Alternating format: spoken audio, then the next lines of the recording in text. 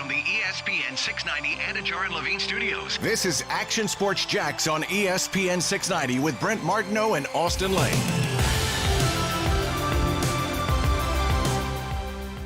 I think both.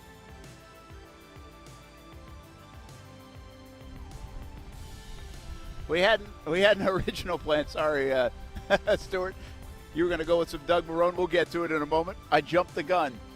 We've had a bunch of plans, and the original plan was to not talk Jags at all here on a Monday. Bye week, we didn't have a game to discuss. Let's just say, hey, we'll talk Jags the rest of the week.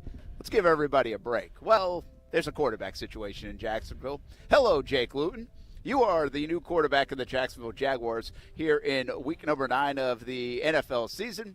From Oregon State, a Washington guy born and bred, and the 6th-round draft pick of the Jaguars at age 24. He's got a good arm, but can he play the game?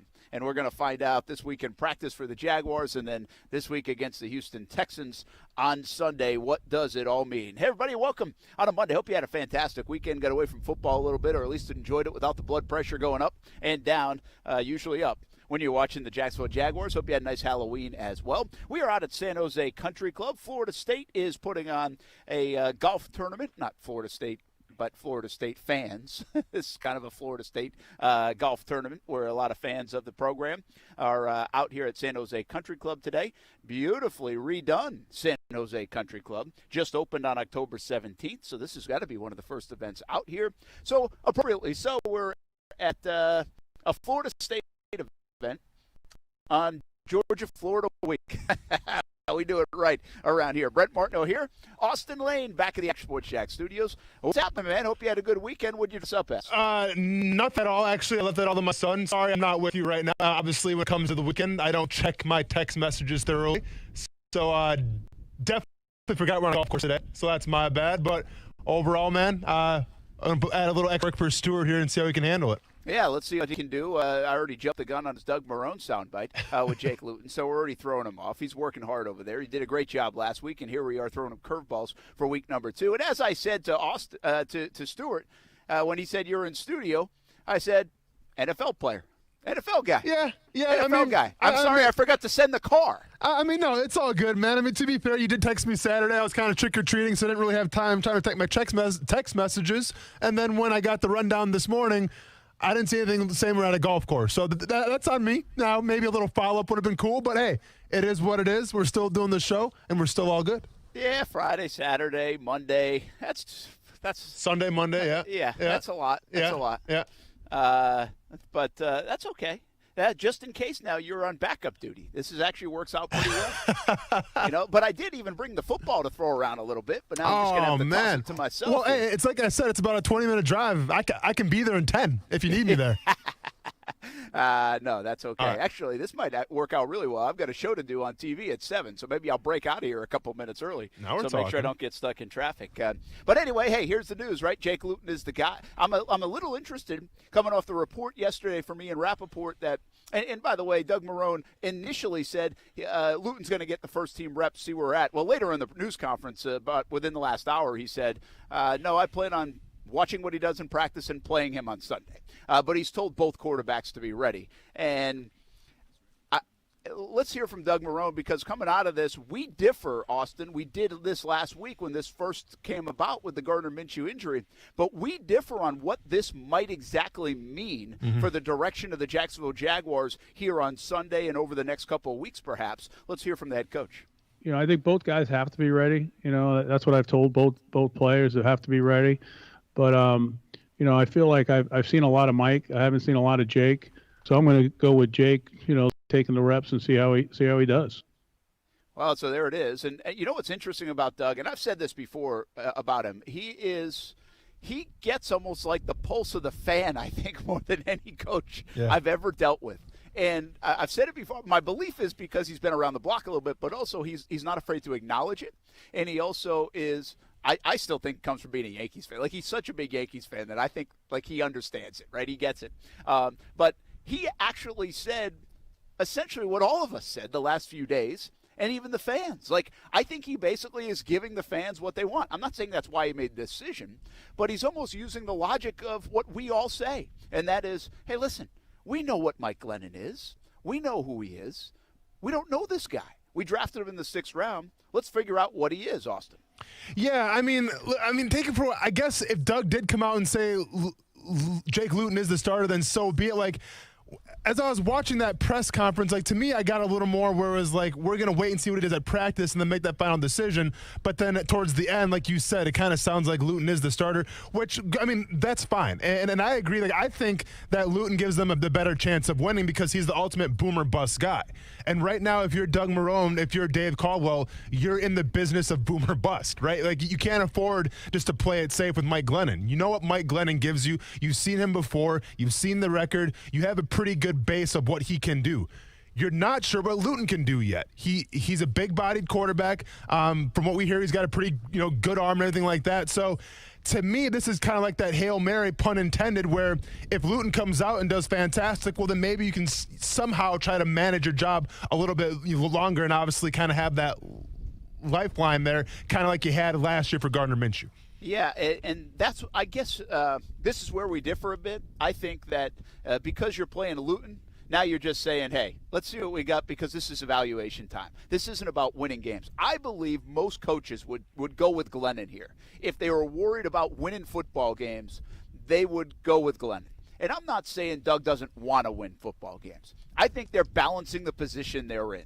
And the position they're in is right now a top 3 draft pick, and only 2 teams are ahead of them, the Giants and the Jets. And so winning games, in my estimation, is not a big-time priority for the rest of this year. And I think the fans agree with that. The organization would never admit that, nor should they, really. So I think the players are trying to win. I think Doug still wants to win games because he knows he's out if they don't win games. And I think, to your point, he's trying to find a little lightning in the bottle, and he hopes that's the case. But I think this is also in the best interest of the organization. One, let's see what this kid does have. Let's make sure there isn't lightning in the bottle. Let's just make sure, hey, he's not this stud guy all of a sudden that goes on this streak and wins 5 games down the stretch. But it's also, hey, are we really trying to squeeze out another win or two? And I just believe most coaches in Doug's spot right now wouldn't go with Luton. I think they would go with Mike Glennon. Okay, but we're talking about Mike Glennon, though. Let's see. The Texans, the Packers, the Steelers, the Browns, the Vikings, the Titans, the Ravens, the Bears, and the Colts. Out of all those games, realistically, how many games can Mike Glennon win?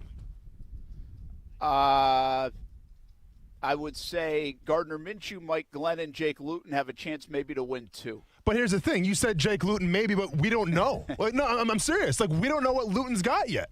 Like, I can sit here and say pretty wholeheartedly right now, if I was a betting man, that Glennon could go out there, maybe beat the Bears, like, if they're struggling at quarterback, maybe beat the Texans. And those are 2 big, giant maybes. More than likely, probably not. But I can sit here and say, on a Monday, I'm not sure what Luton's got, right? Because I don't know him. So, like, to me, once again, it's the ultimate boomer bust guy. Keep in mind, if Luton comes out against Houston and, throws ducks out there and is not a great leader and just, falls off the cliff, let's just say, well, then you got Glennon as your backup. So then go and put him in. Like, you have nothing to lose here with Luton. So that's why I think he gives you the better opportunity to win, because if he is bad, like some people maybe think he's going to be, well, then just put Mike Glennon in there and you lose nothing. Yeah, I think there's a couple of things at hand. The scenario you just painted with Luton and then going to Glennon is interesting because we don't know the timetable of Gardner Minshew. The latest on Minshew is we're not sure how long this is going to be. The Jags aren't necessarily putting him on IR, at least not yet. And so we don't know how long this Luton experiment will be, or even potentially Glennon coming in there if both happen to play. But I think your scenario, which you just painted, could easily be the reverse, too. You could try to win a couple of games with Glennon if you're comfortable because you know who he is, and from a coaching standpoint, you feel more comfortable rather than this young guy who's never even played an NFL snap. And then bring Luton in toward the end of the year when you're really evaluating players. So I think I'm not disagreeing with your scenario. I just think it can work both ways on how you want to do it. And I just think it's interesting right now the Jaguars are really trying to go with this lightning in a bottle. But again, I'm not saying it in a negative standpoint. I think Doug's kind of like, hey, like you just said, this is kind of his Hail Mary. What if this guy is something? What if they start rallying around him? What if they did get lucky, and with 9 games to go, we get to find out. I'm still not sure it's enough to save anything, quite frankly, but I guess this is his last-ditch effort, and I can't even tell you how the kid will do. I have no idea how the young man will do.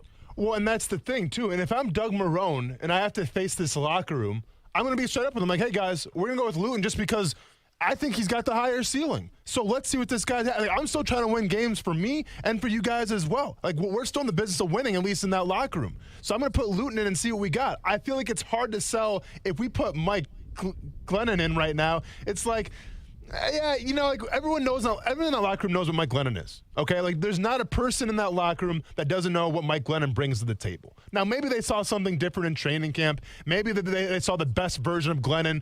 But for the most part, they know what they're getting with Glennon. I think if you're Doug Marrone and you're trying to motivate your players and you're trying to salvage a season the best as possible, Luton is the better guy. I think that if you go Glennon right now, and then you say, well, you know, if Glennon ends up stinking, let's go and put Luton towards the end of the season. Well, then it goes to show you that, you know, like, well, the tank is on the table, let's just say, right? And that does zero favors for you of how those players in that locker room feel about you. So I think it's good for the locker room. I think it's good for Doug Marrone. And I think it's good for a team that if they truly are trying to win games, they're going to try to do it.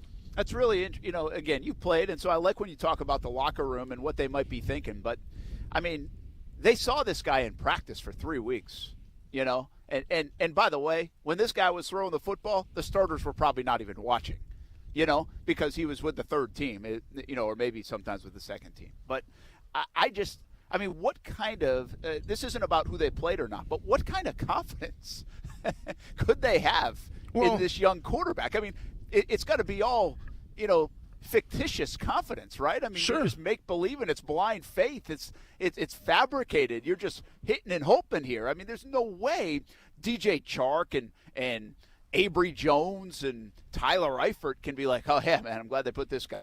I mean, how would they say that? I mean, probably not. But at the same time, you say, well, they see him in practice. It's just practice, right? Like we saw Gardner Minshew playing 4 preseason games, and we're ready to call in a veteran to say, listen, Gardner Minshew can't be the backup because he looks terrible in the preseason games. Lo and behold, he was the best option for the Jacksonville Jaguars last year. Beat out Nick Foles. Now, he got hurt, obviously, this year, and it is what it is. But you don't know what you have with Luton. You seriously don't know. He could be better than Gardner Minshew, or he could be horrible. But why not find out? And I think if you're a guy in that locker room right now and you see that you have a murderer's row schedule coming at you, you want to have the ultimate boom player to say, you know what? We don't know who this guy is, but maybe he's got something. Let's see what you got, and let's go out there and win some football games. Well, we disagree on this front, right? We disagree that, you know, putting Luton in, you think, kind of gives them a little bit of hope. Say a ceiling that can – nobody knows what the ceiling is. If they had put Glennon in, it kind of – you thought it was like, wow, this means we're not really trying too hard here, which I disagree. I thought Glennon does that. But whatever, that's fine to disagree on it, which shows you how kind of murky this whole thing is anyway. But if they had put Glennon in, do you think that would have signaled to the locker room? Do you think some guys would have been like, oh, yeah, we are tanking. We know this guy. I watched this guy play. I saw this guy sign for like $15 million. He was terrible. You know? I mean, do you think either move, does it separate the locker room at all in terms of this is a sign that they're going after next year's draft pick? Listen, I'm not sure what the dynamics of that locker room are. If I was in there, I would think that because, once again, I know what Mike Glennon brings to the table. It's as simple as that. And if you want to be realistic about this season right now, and if you want to say, can Mike Glennon lead us to victories right now, I would probably say it's a slim chance. So I would rather go with a guy that I have no idea about. And obviously the guy, if I'm playing on that team, I've seen him practice a little bit. But once again, how much can you really tell from practice? How much can you really tell from second-string reps? Because we saw Minshew in preseason, and you couldn't really tell a lot from there. So I would put Luton in. I would see what we got. And if he's not the guy, then go to Glennon. It doesn't cost you anything.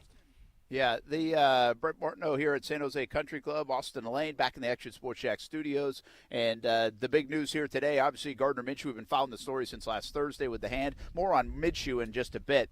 But the big news is Jake Luton's going to get the first-team snaps, and he's going to get the start on Sunday. They didn't necessarily use that phrasing, but Doug Marrone basically by the end of the news conference today said, yes, he's going to be the guy.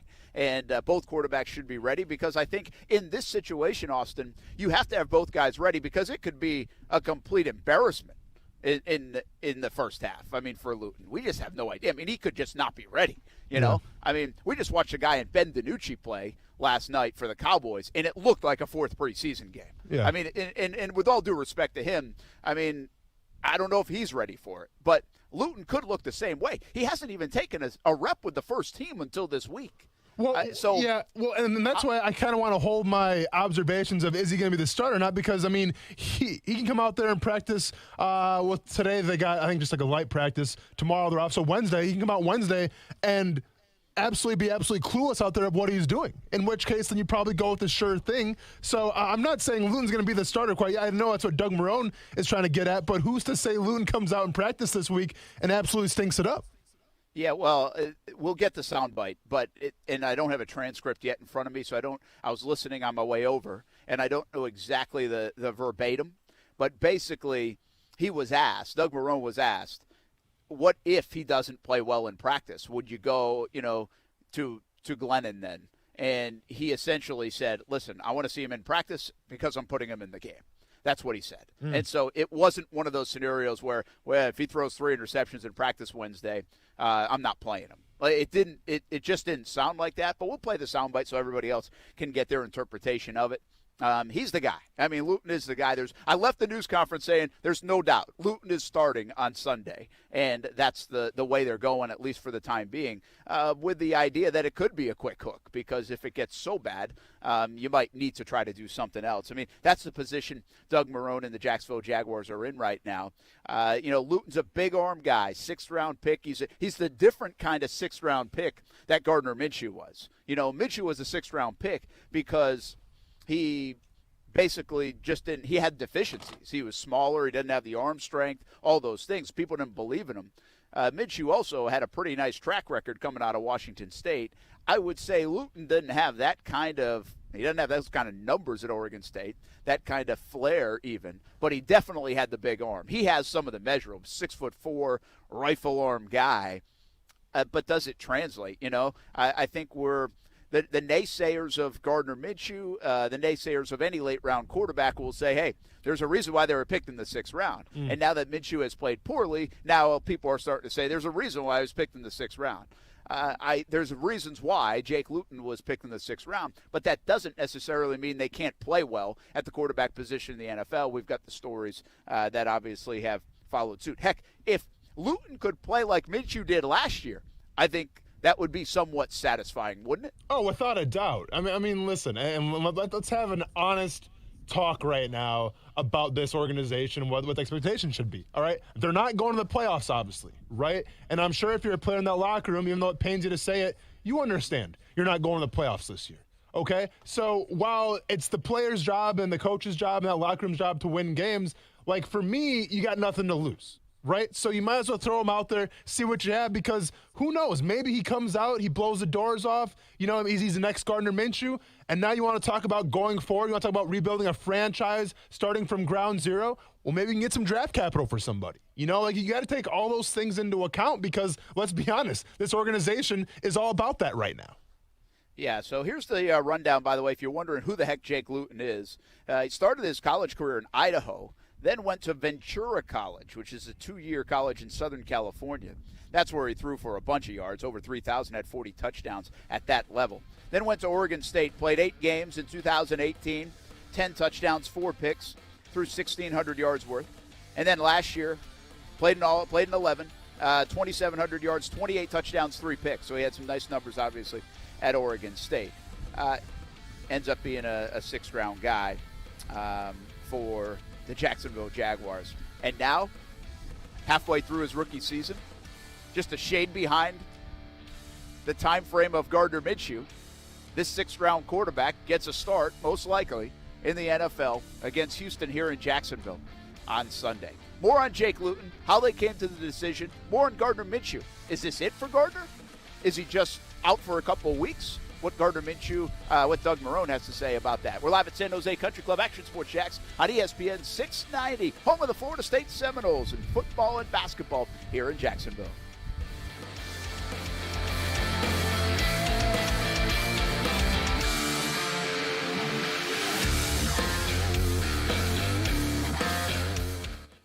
Action Sports Jacks with Brent Martineau on ESPN 690 is brought to you by Best Bet Jacksonville and Orange Park. Now, the First Alert forecast on ESPN 690. Sunshine today. It'll be windy and quite cool. Grab a jacket. With temperatures only topping out 60 to 65, will drop all the way down into the upper 30s to low 40s tonight. Join me beginning at 5 p.m. for CBS 47 and Fox 30 Action News Jacks from the First Alert Weather Center. I'm Chief Meteorologist Mike Burrish. The Weather Center is brought to you by Beard's Diamonds. It's Beard's Diamonds' 40th anniversary sale. Save up to 40% off store-wide till November 30th. I pledge allegiance to the flag of the United States of America and to the republic for which it stands, one nation, under God, indivisible, with liberty and justice for all. At Lloyd's Construction and Consulting, we've been celebrating 10 years in business. Over the years, we've constructed thousands of projects in the Northeast Florida region. For commercial to residential, we handle each project with the respect and care it deserves. We look forward to speaking with you about your next construction project. Find out more at lloydsconstruction.net. It is the home of the Action Sports Jacks Dream 18, and make it your home course as well. The golf club at Southampton in North St. Johns County, located off County Road 210. It's family-owned and operated. Southampton is a fun course to play, and the golf club at Southampton offers club membership programs starting at just $79. With its elite practice facilities and player-friendly golf course design, it'll be your gateway to a great time with the family or with your buddies. For information on the membership programs, call the golf club at Southampton, 904-287-PLAY. Again, it's 904-287-PLAY. For more than 25 years, the potential for health improvement is seen with each patient that walks through our doors. Healthcare decisions don't have to be confusing. Make Island Doctors your medical practice.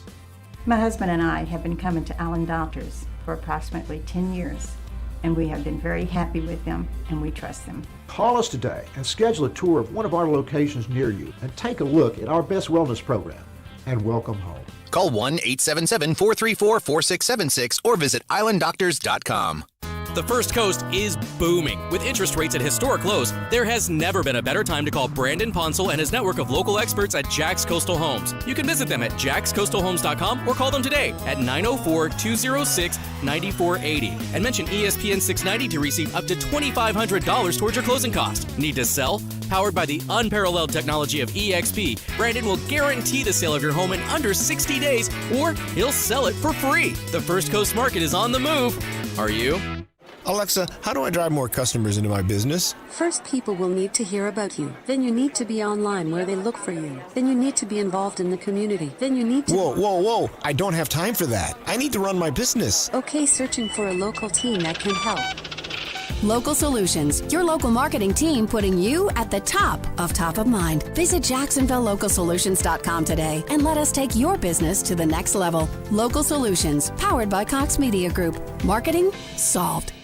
Transmission problems? Call Action Transmission Specialists on Merrill Road, where you get the work done right the first time by the experts. I'm Robin Sidbury, the owner. Our techs can service all makes and models, and we provide a nationwide warranty, so you have the peace of mind knowing we solve your transmission troubles fairly and honestly and guaranteed nationwide. Call us at Action Transmission Specialist on Merrill Road, where quality counts. Get traction. Call Action at 744-0755.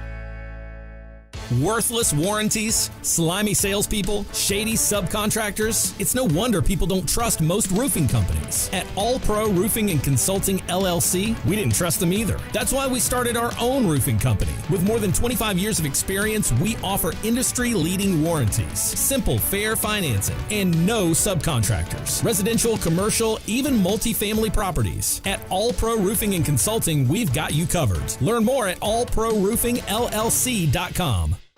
Injuries on the job can cause you to lose control. I'm Glenn Levine from the law offices of Anajar & Levine. Money is not coming in and your medical bills are piling up. Our legal team is here to help. We can help you file all your workers' compensation claims to make sure you get the proper benefits you're entitled to.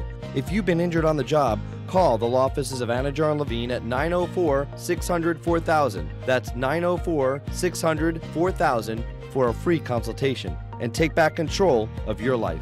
Office in Jacksonville. ESPN 690 wants you to shop the 904. And by doing that, you keep most of the money and jobs right here on the First Coast. Plus, local businesses give our community its uniqueness and character that makes living on the First Coast so great. Shop the 904! Did Do you know breast cancer kills more than 41,000 people every year in the U.S.? That's 113 people every day. Breast cancer is unacceptable. Visit Komen.org/unacceptable. Hey, what's up, everybody? It's Austin Lane from Action Sports Jackson, ESPN 690. Social distancing doesn't mean disconnecting.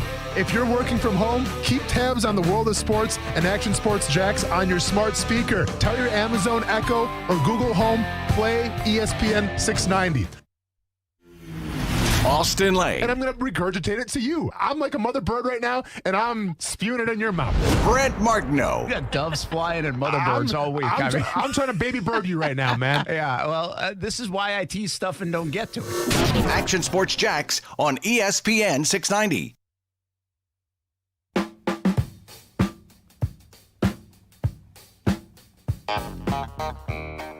We got a long way to go. I mean, it's going to start with these practices each day and preparation, and we'll all know it when we see it. I don't think there's anything that's eye-opening. Just go in there and see if he can operate and see how he plays against a live rush. I know how he plays, without a live rush. He's done some good things, and I'm sure there'll be some things that he wants to take back, and you just hope the good plays are good and the bad plays don't kill you. That is Doug Marrone this afternoon talking about his quarterback situation. Jake Luton is going to get the first-team reps. He's going to start on Sunday, which surprises me, to be honest with you. I said, this is easy. They're going with Glennon. I can't believe they're actually going with Luton because that's what we want. That's why I can't believe it. That's what everybody wants to see. Let's see what we got here. But I'm not really sure you want to see that anyway, because all that might do is confuse the matter.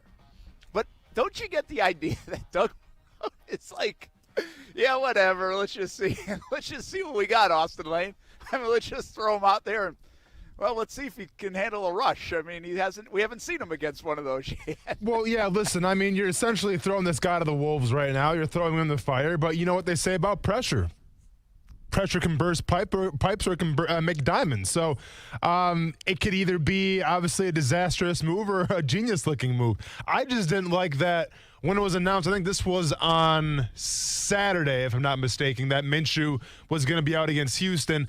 I didn't like how the whole speculation was, well, we're going to see, like, we're going to have a competition to see who the backup quarterback is going to be and who the starter. Like, that, listen, when you're this far in a season right now, and you've had a chance to watch how much practice film, and I don't care if they're not going live reps or what, like, you should have a pretty good idea of who the backup quarterback is going to be, just in case your starter got hurt, you know who you're going to throw in. So I didn't like that dialogue.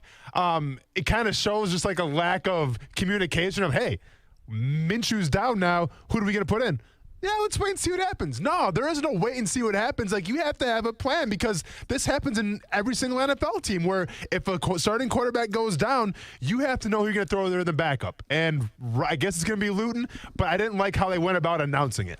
Well, listen, the same thing. And to be fair, they didn't necessarily announce until today. I mean, Doug Marrone didn't say anything, but the report was about, Minshew missing the game, and we confirmed that. And then the other part of the report was they're going to basically battle it out all week and see who's the starter. And that's why I was a little surprised we got named the starter today, because I was kind of thinking from Rappaport's report that that's the way they were going. They might not decide until Thursday who to use.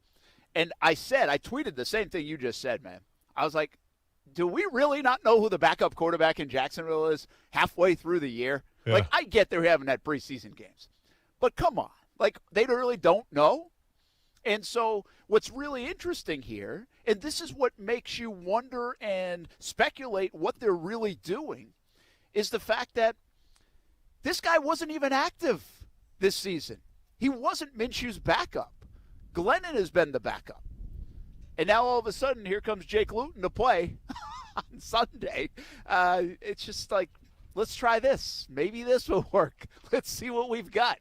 I mean, those are the kind of, like, sound bites coming out of there that there really wasn't a big plan after Gardner Minshew. It was more, let's hope he doesn't get hurt, right? Well, yeah, and to me, that's, like, if I'm in that locker room, that's what I kind of have to raise a red flag about a little bit. Right? Like, I always talk about the situation when Dave got let go, like right after the team luncheon, and we had a week to prepare for Tennessee, and all of a sudden our starting quarterback's gone. and then I think you have the backup, but then Blaine Gabbert eventually goes in like week 3, week 4. Like, at that time, we're just like, well, what is the plan here? Like, is there a plan? Like, we're in the locker room thinking, like, what are we doing right now? And I feel like when you announce, well, hey, we're going to have a competition to see what's up, and we're going to have a competition to see who the starting quarterback is going to be, if I'm on that defense, or if I'm even like a wide receiver in that locker room, I'm just like, hey, this is the most important position in football. You mean to tell me that you didn't do your due diligence enough to know if Minshew was going to indeed go down, you have a plan in place already? No, you're just going to wait and see what happens in practice? No, that's not good planning, right? And if I'm in that locker room, I'm kind of, raising an eyebrow thinking like, well, what is the plan right now? Like, do we have a goal to win games? Or are we just kind of throwing everything in the air, throw all caution to the wind? Yeah, and that's exactly what's crossing my mind now. And we're going to get more. Jake Luton is going to be the guy for now, and we'll see if Mike Glennon plays. And we also will have to find out how long Gardner Minshew will be out because, by the way, we don't know. Doug Marrone doesn't know. No move to IR. No word of like a surgery or anything like that. And he saw a hand specialist. He can't play, and he won't play. And he probably, while Doug appreciated his toughness, he also said, you got to be careful about what things can hurt the team, depending on what you're playing through. The idea that really this thing got exacerbated, I think, on Sunday was the way the timeline went from Doug Marrone. But the bigger picture of all this, as we continue to talk about all those details, in my opinion, is it's starting to shed some light on the offseason plan. There's a big picture problem that we've had with this year the whole time, and that is when Doug and Dave were brought back, December 31st, did the show from the parking lot on my tailgate. I remember clearly, New Year's Eve. Nobody liked the fact they were brought back. A few weeks later, Jags announced 2 home games in London. We get to hear from Shad Khan. Outside of a statement, he talked on a conference call. And on that conference call, Shad Khan, the owner of the Jags, said, hey, we feel like this, keeping Doug and Dave, gets us closer to winning. We're closer to winning this way. It gives us a better chance. Well, then all the offseason stuff happens, right? Trade away Calais, trade away A.J. Boye. You don't fix the Jan situation. Well, then they pivot somewhere. And we have wondered, Austin, a lot on the show, when did the pivot take place? Yeah. What is the plan? What did they tell Shad Khan to create the pivot? And why are we in this situation where you have 16 rookies and you're playing all these guys? And now even this situation months later says, hey, this is what they got. This is what they've set themselves up with behind Gardner Minshew, who you really didn't know what he was going to do this year, if he'd stay healthy. You had Jameis Winston. You had even the Cam Newtons. You had these guys out there that you could have brought in, but you weren't interested in that. Instead, you sign a very inexpensive Mike Glennon, who everybody knows the story on Glennon. He's not going to do much for you, never going to threaten for the job, not going to compete for the job. And then you draft the guy in the 6th round because, hey, sometimes that's what people do. I think this is starting to shed more light on the situation, man. It's like if Minshew's good, great. If he's not, well, we'll be in position in 2021 to draft the QB because this is what they have behind Minshew. I mean, it shows this is not confident for the locker room. Jameis Winston is sitting in New Orleans. I'm not saying Jameis Winston would have come here, but you could have made a play for him. And right now you'd be maybe playing Jameis Winston for the rest of the year instead of a guy out of Oregon State that's never taken a snap in the NFL. Yeah, but let's be honest, though, Brett. Like, how many teams are confident right now in the NFL where if their starting quarterback goes down, their backup's going to come in and lead them to the promised land? They're not Austin, but I would say they're heavily invested, most of them. Yeah, sure. Most of them are heavily invested with draft capital or dollars. Okay, yeah. This team was not.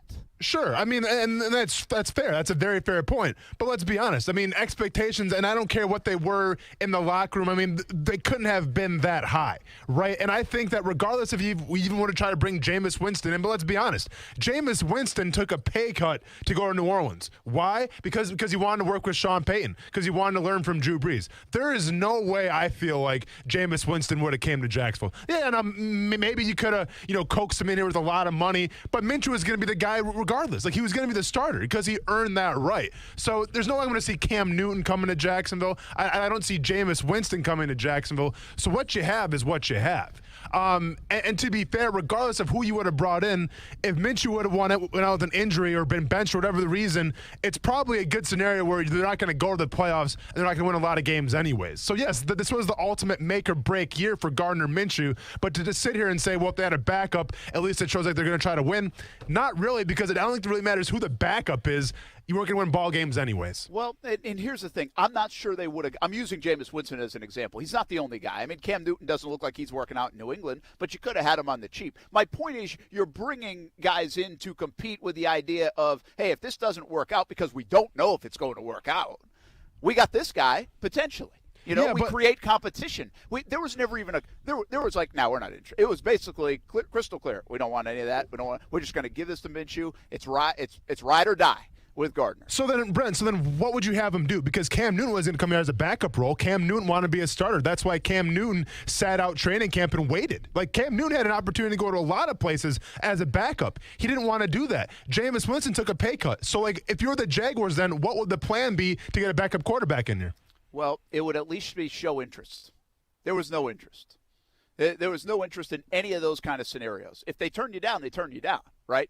But, I mean, Jacksonville, for those kind of guys, if they wanted to play and play right away, was still an appealing proposition. You know, I mean, Cam Newton got in late with the Patriots, remember? And I understand what you're saying about the Winston deal. It's not even like I want those guys here. Like, I'm just saying if you go backtrack this a bit, and we're trying to figure out what the intention of this season is and what their thinking is and what their plan is, because it is far away from we feel like Doug and Dave give us the best chance to win right now, which we were told in January.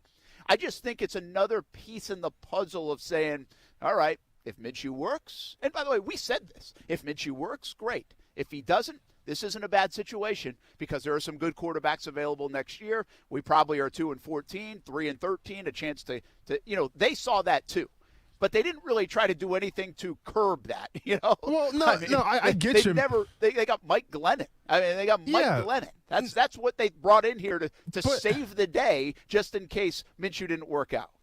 I get you there, but, like, I mean, to me, I guess the writing's always been on the wall. Like, this was the year of Minshew. Like, regardless of wins and losses, and I've said it religiously. I've said it many times on this show where it's like the main point of this season, more than anything, is to find out if Minshew's going to be the guy for the next 5 to 10 years. Like, that's the only goal of this season. Now, regardless of what expectations were or hype was or beating the Colts and all of a sudden I was excited, like, to me, it was always the same story. So, like, listen, I mean, there's no way Jameis Winston was going to come here. There's no way Cam Newton was going to come here. Andy Dalton, I wanted Andy Dalton because to me, it helped Gardner Minshew, right? Well, Andy Dalton goes to the Cowboys because, let's be honest, probably a better scenario, at least at the time, than coming to Jacksonville. Now, obviously, hindsight's 2020 there.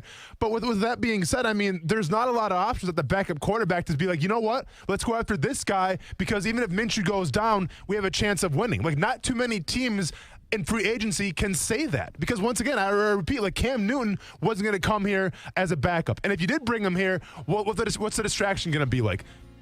Winston wasn't going to come here either. And Andy Dalton went to some place where he had a better shot and got a lot more money, I feel like, in Dallas. So there wasn't a lot of options. And at the end of the day, it was all about Minshew anyways. I don't know, man. Listen, I understand what you're saying, that those guys wouldn't have come here. My point is, I don't think there was ever even an overture to see if they would come here. Dalton had a little bit of buzz because of the connection to Jay Gruden, but that was it. I mean, and it's not like they all spent mega bucks to get these guys. I mean, money talks at the end of the day, unless somebody just really wants to turn down the scenario. But if you're a quarterback looking for a gig, this wasn't a bad landing spot for you. You could have seen this scenario playing out. I mean, but you got to think of all the bad optics that have surrounded this team the past 3 or 4 years. Well, once again, and I'll repeat myself, Jameis Winston took a pay cut to go to the Saints. Jameis Winston's making peanuts right now as a backup quarterback because he wanted to go there. I didn't see Jameis Winston saying, you know what, I want to go into Gardner Minshew. I want to learn from the Jacksonville coaches. I've never heard him say that. The big news out of the NFL, Javon Wims, that is, suspension. Also, some big injuries coming out of this weekend for the San Francisco 49ers. We'll continue to talk about the Jags QB spot. And also, it is Georgia-Florida week. And also, we're at the Unconquered Golf Tournament. Florida State back in action this week. We'll talk about all the college stuff on the way on Action Sports Shacks on ESPN 690.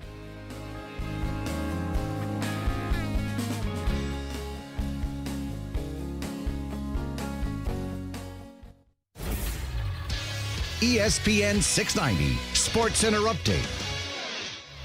Happy Monday. I'm Jake Mitchell. Yesterday we had a full slate of games except for, of course, the Jaguars. And when they do return this Sunday against the Houston Texans, it will be without starting QB Gardner Minshew, who is battling a thumb injury. Backups Mike Glennon and rookie Jake Luton have both been told they will be competing for the start this week.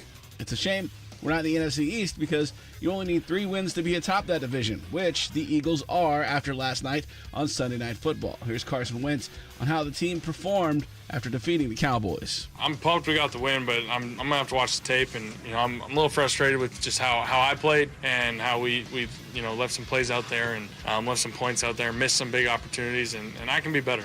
If you're working from home and want to listen to ESPN, it's simple. Tell your smart speaker to play ESPN 690.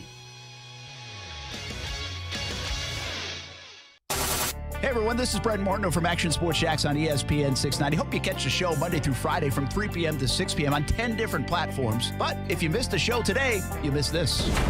Are the Buffalo Bills for real? I think they are. I mean, I've been a big Josh Allen supporter. How about his start? Oh, yeah. Hey, I'm not surprised. I guess Jalen Ramsey wasn't right about him being trash. Subscribe to the podcast and check the show out on Action Sports Shacks on ESPN 690. Get the podcast daily. All you have to do is search ESPN 690 in your podcast app. For the ones standing guard. For the eagle-eyed. For the knights in shining armor. And for all those who support them. We are Grainger, your experienced safety partner, offering supplies and solutions for every industry, committed to helping keep your facilities safe and your people safer. Call, click Grainger.com/safety, or just stop by. Grainger, for the ones who get it done. Though no longer little, teens still need a lot of love. Yet teens in foster care have a harder time finding it, as 82% of foster families are home to kids 12 or younger. You can positively impact a teen's life as a foster parent. With help from Family Support Services of North Florida, you provide patience, love, and understanding, and Family Support Services will offer specialized training, resources, and a community of support. Take the next step at foster-now.org. That's foster-now.org. No matter what you are driving, you can step up to luxury now at any of the Fields Auto Group dealerships in Jacksonville. Cadillac, Jaguar, Land Rover, Lexus, Mercedes-Benz, and Porsche. Yes, it's luxury for less at all Fields Auto Group locations in Jacksonville. Plus, you'll also be part of their exclusive Fields Amenities program, where you will get complimentary loaners, car washes, and cafes. So whatever you're driving, see Fields first and step up to luxury for less during this amazing opportunity. Visit fieldsauto.com. You know what makes every diamond unique and special are its 4 C's: cut, clarity, color, and carat weight. But do you know what makes Diamonds Direct special and unique? It's our own 4 C's. The first C, concept. Diamonds Direct has revolutionized jewelry shopping by eliminating middleman markups and giving you direct access to the world's finest diamonds straight from the diamond cutters. The second C, choice. Diamonds Direct's multi-million-dollar selection of precious diamonds is unparalleled, and with over 4,000 designer settings to choose from, you are empowered to make a decision that works for your style and taste. The third C, confidence. With a nationwide price guarantee, free lifetime warranty, our unique 110% diamond upgrade policy, and our no-pressure, no-risk environment, you have total peace of mind. And the fourth C, community. Every year we partner with local charities and nonprofits with significant donations of time, money, and jewelry to make this a better place for everyone. Diamonds Direct, as unique, special, and rare as every diamond in our showcase. Get store hours and directions at diamondsdirect.com.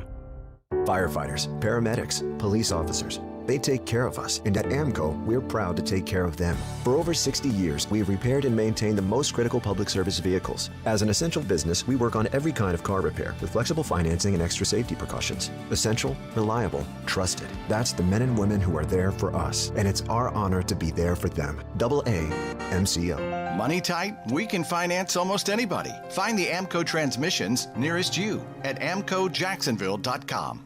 I pledge allegiance to the flag of the United States of America and to the republic for which it stands, one nation, under God, indivisible, with liberty and justice for all. At Lloyd's Construction and Consulting, we've been celebrating 10 years in business. Over the years, we've constructed thousands of projects in the Northeast Florida region. From commercial to residential, we handle each project with the respect and care it deserves. We look forward to speaking with you about your next construction project. Find out more at lloydsconstruction.net. Leave your sister alone. You're ready to get back into yoga, so you order the essentials. A non-slip mat, yoga blocks to keep balance, and an exercise ball. And you use your Bank of America Cash Rewards credit card, choosing to earn 3% cash back on online shopping and up to 5.25% as a preferred rewards member, which you put towards your most essential yoga gear. Noise-canceling headphones. Welcome. Take a deep breath. Breathe. Apply for yours at bankofamerica.com/more rewarding. Copyright 2020 Bank of America Corporation. Hey everybody, this is Brent Martineau. Social distancing doesn't mean disconnecting. If you're working from home or just steering clear of coworkers, keep tabs on the world of sports and Action Sports Jacks on your smart speaker. Tell your Amazon Echo or Google Home to play ESPN 690.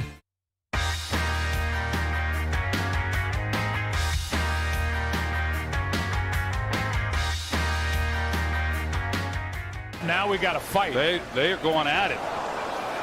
At first, I thought they were joking, but that's Wims, Javon Wims, and Janoris Jenkins with C.J. Gardner-Johnson involved as well, and that was real. That went from I thought they were joking from Troy Aikman and Joe Buck to, oh, that was real. Yeah. That was bizarre. Yeah. You know, Javon Wims is from Ed White High School. Yep. Played for the Georgia Bulldogs. Chauncey Gardner-Johnson, Florida Gator. Janoris Jenkins wasn't too far away, Florida Gator. I think that has a little something to do with this week. Well, it very well might. I mean, it goes to show you just how big of a deal. You know, is it Georgia-Florida or is it Florida-Georgia? What year are we on here? Georgia-Florida. Georgia-Florida weekend is here. Just to tick off the Gator fans. There we go. Let's get them a little bit. It's always Florida-Georgia. I forgot, Stuart. My bad. By the way, those uniforms looking pretty snazzy on that Saturday night. Throwbacks last week. I wasn't mad at that. But, Brent, did you see the breakdown of why that fight actually happened in the first place? Well, I've seen a couple of different things and probably haven't read enough on it. But first of all, I saw the previous play where the poke in the face, right, of from Chauncey Gardner-Johnson to, who was it, Miller, I think it was? Yeah. And then, but I also saw today something about Chauncey Gardner-Johnson was accused of spitting on Wims. I thought something different, I guess. I just saw the video breakdown where Chauncey Gardner-Johnson pulled the mouth guard out of Wims. And then the next play, Wims went at him. So, you know how his mouth guard's hanging down? Yeah. So he yanked it and threw it, and then the next play, Wims went at him. Yeah, that's what I saw. I don't know. I mean, it was still, he lost his mind. I mean, he just snapped for a moment. And so that was certainly it's going to cost him a couple of games. I mean, Chauncey Gardner-Johnson in that play, he was stunned. Like, he didn't even move at first. He was like, what's going on here? Like, it took him a second to collect himself. Yeah. Before he got popped again. Well, and listen, I understand that if you get your, mouth guard yanked off, like, you're going to be pretty upset. Now, I never wore a mouth guard, so I wouldn't really know what that feels like. But it's you not didn't about wear a mouth guard when you played? No. Usually defensive linemen don't do that. No. Yeah. Now, is it smart? Absolutely not. But that's another conversation for another time. But with that being said, though, it's not about the mouth guard per se, right? They're a dime a dozen, but it's the status thing. It's the principle of the matter.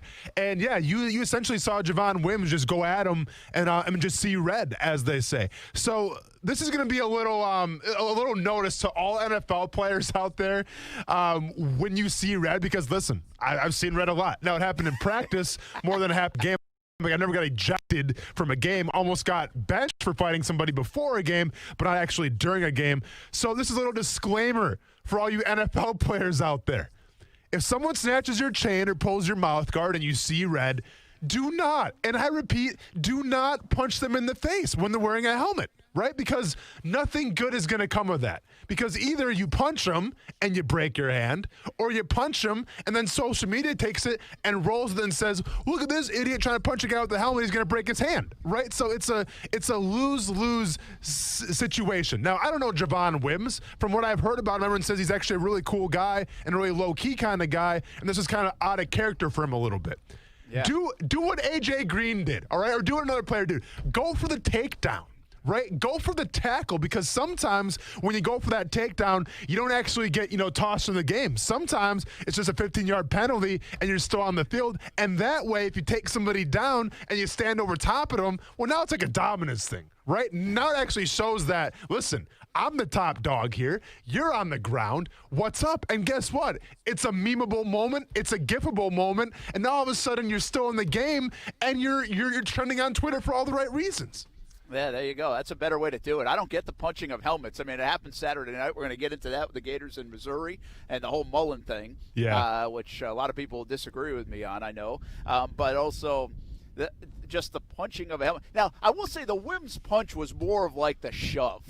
It wasn't like a closed-fisted punch, I don't think. It didn't come across to me like that. I mean, it had some pretty malicious intent. And by the way, the best part about that punch is, well, there's kind of two punches.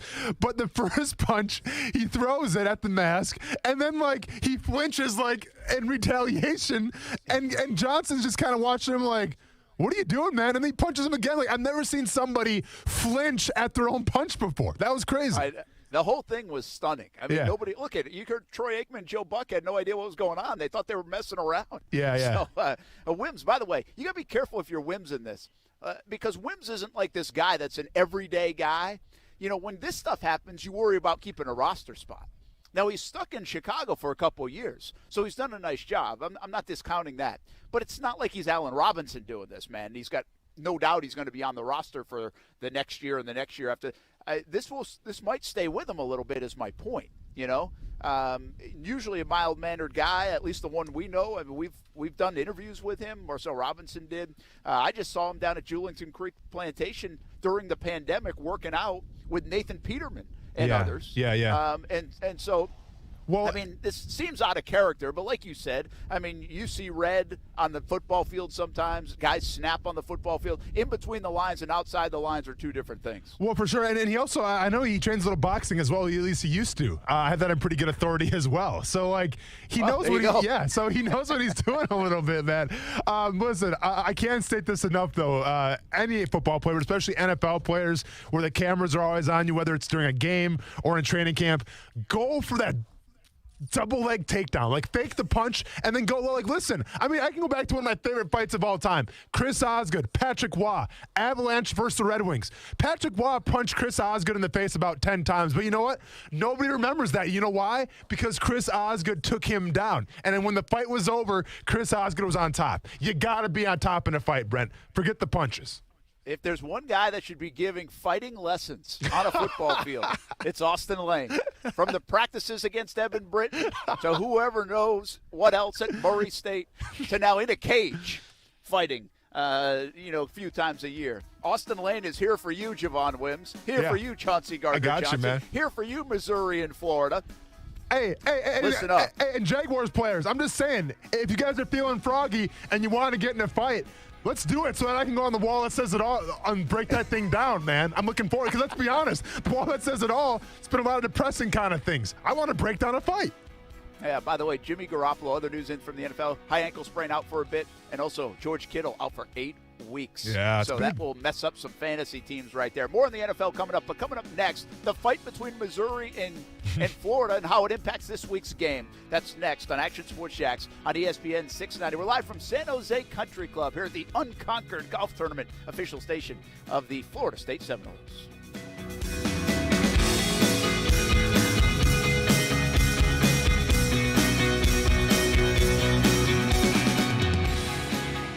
Okay, hold on. Wait just a second. You mean to tell me that you still haven't gotten to Arlington Toyota to score big, huge, amazing offer on new 2020 Camrys? Well, they're going fast, and I suggest you do it too and get to Arlington today and save. Arlington's special purchase of new 2020 Camrys has gone from 132 in stock to just 99 that remain. That's how fast they're going. The deals are just that good. If you want to save big, then what are you waiting for? Get to Arlington Toyota today. Buy a new 2020 Camry at 0% for 60 months, plus no payments for 90 days. And with every new vehicle purchased from Arlington, you get a lifetime warranty with unlimited time and miles. Plus, you can buy with total peace of mind, thanks to Arlington's 30-day exchange policy. That's 30 days to love it or exchange it. If you want a new Camry, then get to Arlington Toyota today for 0% for 60 months plus no payments for 90 days. But hurry, they're going fast. Shop safely in person at 10939 Atlantic Boulevard or online anytime at arlingtontoyota.com. Visit arlingtontoyota.com/Camry deal for full details.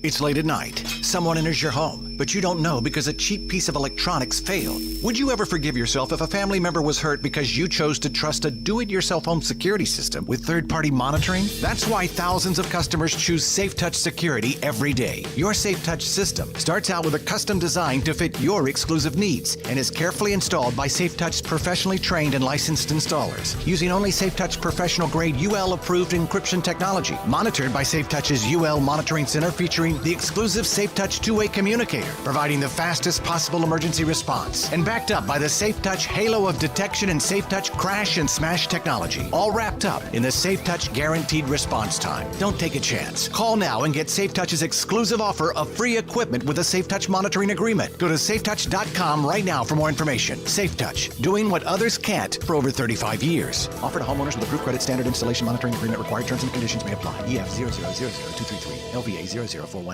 As the seasons change, there's one thing that never changes: the importance of clean drinking water. A Kinetico system from CGC Water removes up to 99% of contaminants. Now that's clean, and that's also why our family has a Kinetico system from CGC Water. Yours can too. Right now, CGC Water is offering a free A200 reverse osmosis drinking water system with the purchase of a Kinetico Premier softener. Kinetico Premier softeners are non-electric and have twin tanks, making them super efficient, saving you money. If you're not filtering your water, you are the filter. Schedule your free water test today and get peace of mind knowing your family's water is safe water. CGC is still taking extra precautions with in-home visits and continuing to follow CDC guidelines. Remember, this is a limited time offer, a free A200 reverse osmosis drinking water system with the purchase of a Kinetico Premier softener. Financing available with approved credit. Just call 904-552-1242 or visit cgcwater.com. Serving Northeast Florida and Southeast Georgia, CGC Water Treatment, your local independent Kinetico dealer.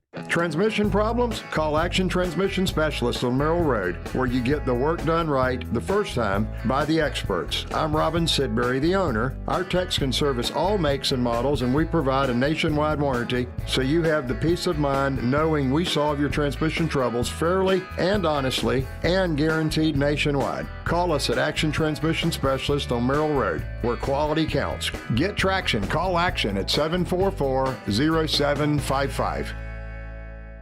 It's time for some straight talk. Look, we all drop our phones. It happens. You fumble it, crack it, splash it. Well, Straight Talk Wireless now offers this new Platinum Unlimited plan that includes phone protection. Just $65 a month for unlimited talk, text, and data, plus 20 gigs of hotspot, 100 gigs of cloud storage, and more. All on the best network. Straight Talk Wireless, no contract, no compromise. See Mobile Protect terms and conditions at Asurion.com/Straight Talk. Limitations and exclusions apply. Progressive presents The Sounds of the Old World. The year is 2019, and someone is waiting for a table at a restaurant. Thompson, party of 4. Thompson, party of 4. Thompson, party... Oh, there you are. This has been The Sounds of the Old World. Brought to you by Progressive, where drivers can still switch and save like it's 2019. Quote today at Progressive.com. Progressive Casualty Insurance Company and Affiliates. Broadcasting live from the ESPN 690 Anajar and Levine studios. Anajar and Levine Accident Attorneys. Call 904-600-4000. That's 904-600-4000. ESPN 690. Jacksonville's home for ESPN Radio. WOKV Jacksonville. Listen live everywhere you go on ESPN690.com. ESPN 690, a Cox Media Group station. I'm Christine Lisi. Breaking news from ESPN's Adam Schefter. 49ers quarterback Jimmy Garoppolo expected to be sidelined at least 6 weeks with a high ankle sprain. Niners tight end George Kittle expected to miss 8 weeks with a broken bone in his foot. The Kittle absence will be a tough void for San Francisco to fill, notes ESPN's Jeff Saturday. It's not just what he does on the field. He's the lifeblood, being Kittle, to this offense, right? The energy he brings, the yards after the catch, the toughness, the physicality. You see him in the run game, how well he blocks. This guy is a great football player, does a really good job for this 49ers football team. Tough loss for them, man. Really disappointed. Bears receiver Javon Wims suspended 2 games by the NFL for throwing a sucker punch in the loss to the Saints. Saints acquired linebacker Quan Alexander from the 49ers for linebacker Kiko Alonso and a conditional 5th-round pick. Chargers traded DB punt returner Desmond King to the Titans for a 6th-rounder. Florida football coach Dan Mullen fined $25,000 after Saturday's brawl between the Gators and Missouri. 2 Florida players and 3 Tigers players were each suspended a half game as well. With thousands of locally owned Napa stores across the nation, chances are that wherever you call home, they do too. So whether you stop by a local Napa Auto Parts store, Napa Auto Care Center, or visit Napa online, you can count on Napa know-how. Broadcasting live from the ESPN 690 Anajar and Levine studios. This is Action Sports Jax on ESPN 690 with Brent Martineau and Austin Lane. A little bit of a skirmish near the line of scrimmage, and everybody gets in there and says, come on now. Well, we got some tempers flaring over there. I believe that was Coach Mullen, and now this is starting to get a little bit out of hand. Yeah, Florida needs to get out of here. They got a big game next week against Georgia, and I think that's what Dan Mullen was trying to do, is prevent any one of his players from doing something stupid. This is getting ugly. This punch is being thrown. Yeah, I don't really think that's what Dan Mullen was trying to do. I think that's the problem with this story. And today, Dan Mullen reprimanded by the SEC. I mean, listen, he's not going broke because of it. $25,000, that's nothing for these guys. What a slap on the wrist. Yeah, I know. But I think the notion of it at least showcases, in my opinion, that he was in the wrong. There's a bunch to unpack here on the Dan Mullen, Gators, Missouri fight. Brent Martineau here at San Jose Country Club. Austin Lane back in the Action Sports Jax studios along with Stuart Weber pushing all the buttons. Hope everybody's doing well on a Monday. And, wow, that Saturday night football game was entertaining, at least through the first few minutes of halftime. Yeah. And here's the deal, okay? And you listen, I don't know how you feel about it, Austin. I really don't. But I'm not a Gator fan, right? Mm-hmm. So if I was a Gator fan, I wouldn't mind what Dan Mullen did at all. I understand that side of it, and that's okay. Like, I get it. I would probably be like, yeah, that's my guy, right? And I think that's Absolutely. what Gator fans are doing, right? And that's fine. That's okay. But I'm not a Gator fan, and I'm not even one of your rivals fans. I'm not I don't have an allegiance to any. And I'm just telling you, what he did was incite that thing. That's the reality of it. Yeah. Like, he did nothing. And then, to be honest with you, we're going to hear from Mullen in a bit, but I thought then he kind of blatantly fibbed about it. I won't call him a liar. But what he described, what he did going out there, was not what we saw him doing going out there. He did not try to de-escalate that thing, at least initially. Yeah. And therefore, I think he escalated it. He did not go out there to lambaste the officials necessarily, and if he did, he got thrown off target because then he started lambasting players and coaches on Missouri verbally. So that's where this thing escalated. I mean, that's just the facts from a neutral observer, folks. Again, I get it if you're a Gator fan. I understand it. If you were a Knoll fan and Norvell did it, you'd like it too. If Saban did it and you're a Crimson Tide fan, you'd love it too, but I would hammer those guys for it as well because they were in the wrong. I mean, this is the first time I can really remember a coach like inciting a fight. And yeah. I think he did. I'm not saying he purposely meant to incite a fight, but his actions prompted people to take swings, 3 players to get ejected, 2 of his players to now miss the first half. And luckily not more, by the way, against Georgia here in Jacksonville next week. Yeah, they got very lucky. Now, keep in mind where I'm coming from. Very casual Florida Gators fan. right? Love the jersey, Stuart. I gave you guys your props there. Love your looking jerseys that Saturday night. Love They're to bring them to the table. That's all that matters. 1-0, that's all that matters. Jerseys are 1-0. 1-0, that's all that matters. So I really have no dog in this fight. I'm not necessarily even the biggest SEC fan, but I'll be honest.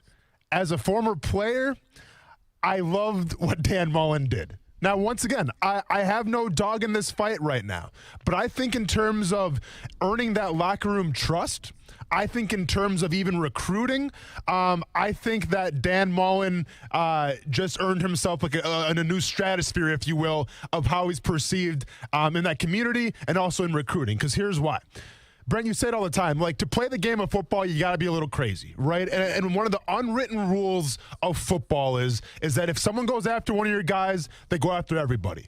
Now you amplify that to like the nth degree when it's the quarterback, right? Like there's a reason why the quarterback wears the red shirt in training camp. There's a reason why the quarterback, when he gets shoved a little extra after a play, the offensive line go after him. Because he's the general, he's the captain, he's the guy of that team. And anytime that your captain, your general, the leader, and let's be honest, Kyle Trask, being that guy, I mean, this guy's, played in another echelon in terms of his performances and in terms of his hype right now. So he's on another level. But whenever a quarterback gets hit like that, and let's be honest, it was definitely a late hit, you have a right to, I think, to retaliate, and that retaliation was led by Dan Mullen. Now, let's not get it twisted here. I like the fact that Dan Mullen went after that sideline a little bit and said, hey, what are you guys doing over there in Missouri? Right? Because at the end of the day, like that's not going to fly with us, especially in your house, right? Especially in the swamp where you have your own fans kind of wondering what's going on as well. So that kind of adds a little fire to the flame, if you will, or a little fuel to the fire, I should say. But with that being said, I like what Dan Mullen did. Now, when punches started to be thrown and things like that, which, let's be honest, when Dan Mullen over there, that was bound to happen. I understand that. But at the same time, if you're a Florida Gators player, you got to be smarter than that. Grab a face mask, push them, do what you got to do, talk some smack. Just say scoreboard if you have to, because at the end of the day, whoever wins that game has the ultimate say. And obviously, Florida was well into winning that game. But do what you have to do, but you don't throw punches, right? Because the game this week, it's far too important to throw punches about against Missouri. So I actually like what Dan Mullen did. I liked how he kind of led his team over there, because we talk about it all the time in pre-games, right? When teams are working out and everything, and all of a sudden, you got two teams going back-to-back, and they're talking, they're jaw-jacking a little bit back and forth before the game. We all love that, right? Like, we all see those highlights on College Game Day. It's like, well, look at these two teams going at it. This should be a real barn burner today. Like, we love that. I also love that at halftime. I just don't love the punches being thrown.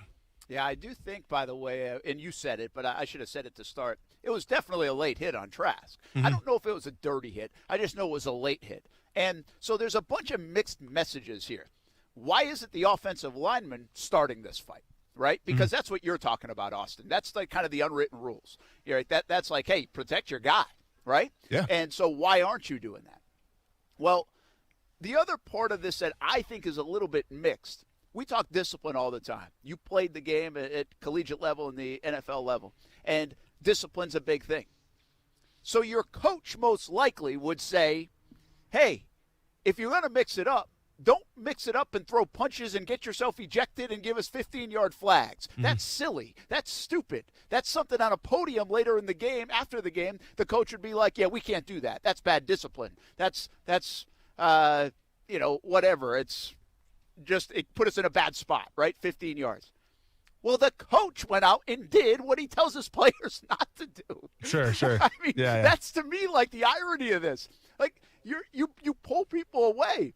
I didn't see Dan Mullen pull anything away. But he wasn't throwing punches, though, either, Brent. Well, he wasn't, but, I mean, he was basically about as close as you could. I mean, it was face-to-face. It was verbally. It was, I'm going over to that side, listen, I mean, it was every illustration, but, I just feel like that's a little bit of a mixed message on a coach. If players did that, a la Javon Wims, which was a silly one, but if players do that, I don't think the coaches like that normally. They'll usually say, hey, what are we doing here? This is stupid. That's a bad penalty. But meanwhile, the coach is out there kind of inciting that on Saturday night.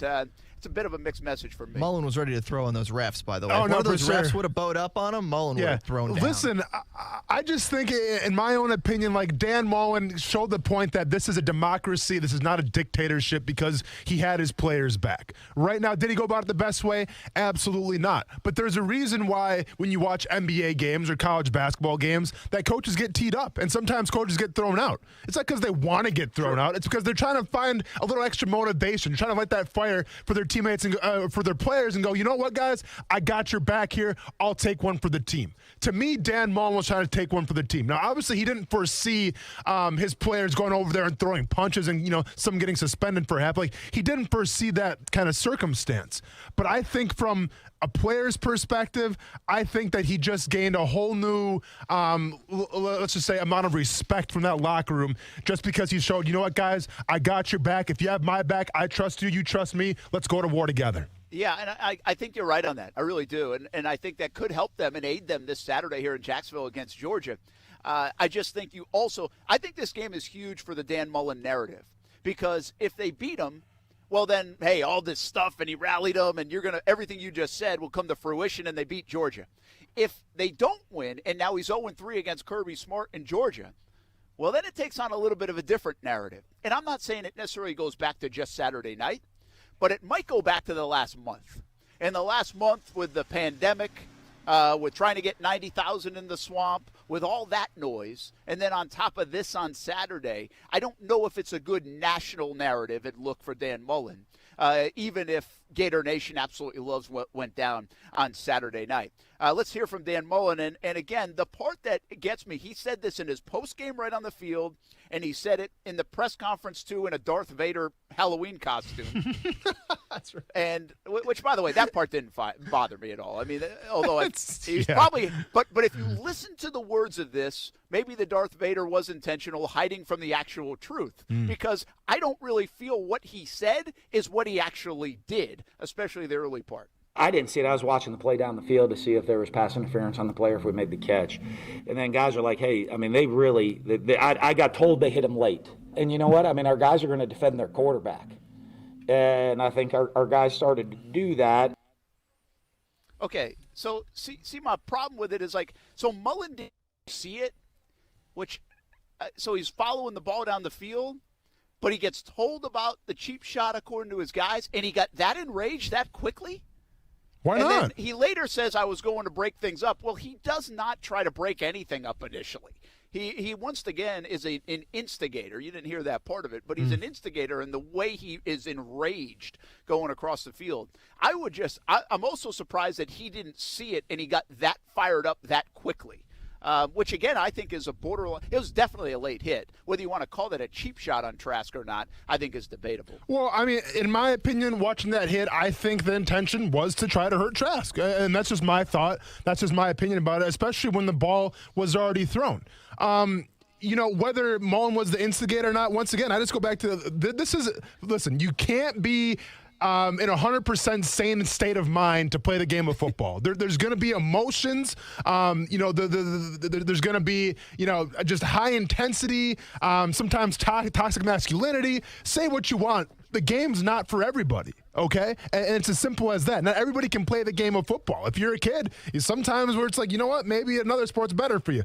But with this situation right here, once again, whether Dan Mullen saw his quarterback get, quote unquote, I say that in quotes, cheap shotted or not, the fact that the reaction on the sidelines was that, the fact that the players on the field were probably ticked off, Dan Mullen sensed that, he used that, and he went over to try to set that stuff straight with Missouri. Now, once again, punches should never been thrown. I understand that, but I'm all for a coach going to defend his player, especially the most important player on the field in the quarterback position.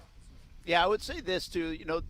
There's a part of me, and I always say this, okay? So if you listen to me over the years enough, this is what I believe. I believe in big-time college football and big-time college basketball. The egos reign supreme when it comes to the guys on the sideline. I think head coaches are all about themselves. I mean, in a lot of ways. That doesn't mean I don't think they're trying to do what's best for their kids and all that, but they're trying to win games and they're trying to prop themselves up. And again, this was another illustration of, hey, I'm Dan Mullen and this is all about me because I'm the head coach at Florida and I make $6 million a year or whatever it is.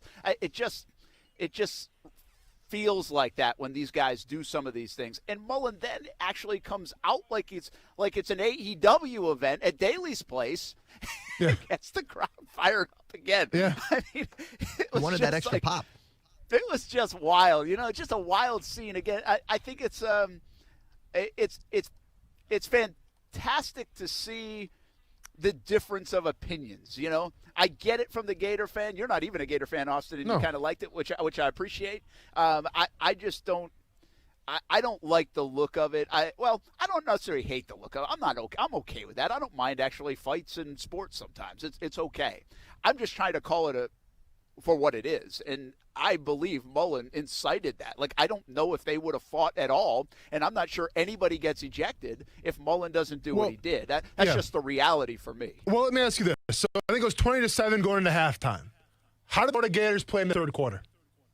Yeah, they played well. I mean, was it not their best quarter of football? Stuart, would you agree? The third quarter? Best quarter of football they played? I don't know about their best quarter. I mean, they held them to 0 points. I'm saying the best quarter of football in this game. Oh, you're saying? Oh, yeah. Yeah, I mean, they were fired up the rest of the way. Yeah, there you go. So mission accomplished. Yeah, mission accomplished if you go and do it again this week. You beat Missouri, man. I mean, you're already beating them. They gave it to you late in the last 2 minutes, and you're up 20-7. It's not like the game was in doubt, and it's not like you were down 20-7 and came back and won, and this is what got you going. But I understand what you're saying. I understand coaches do that sometimes.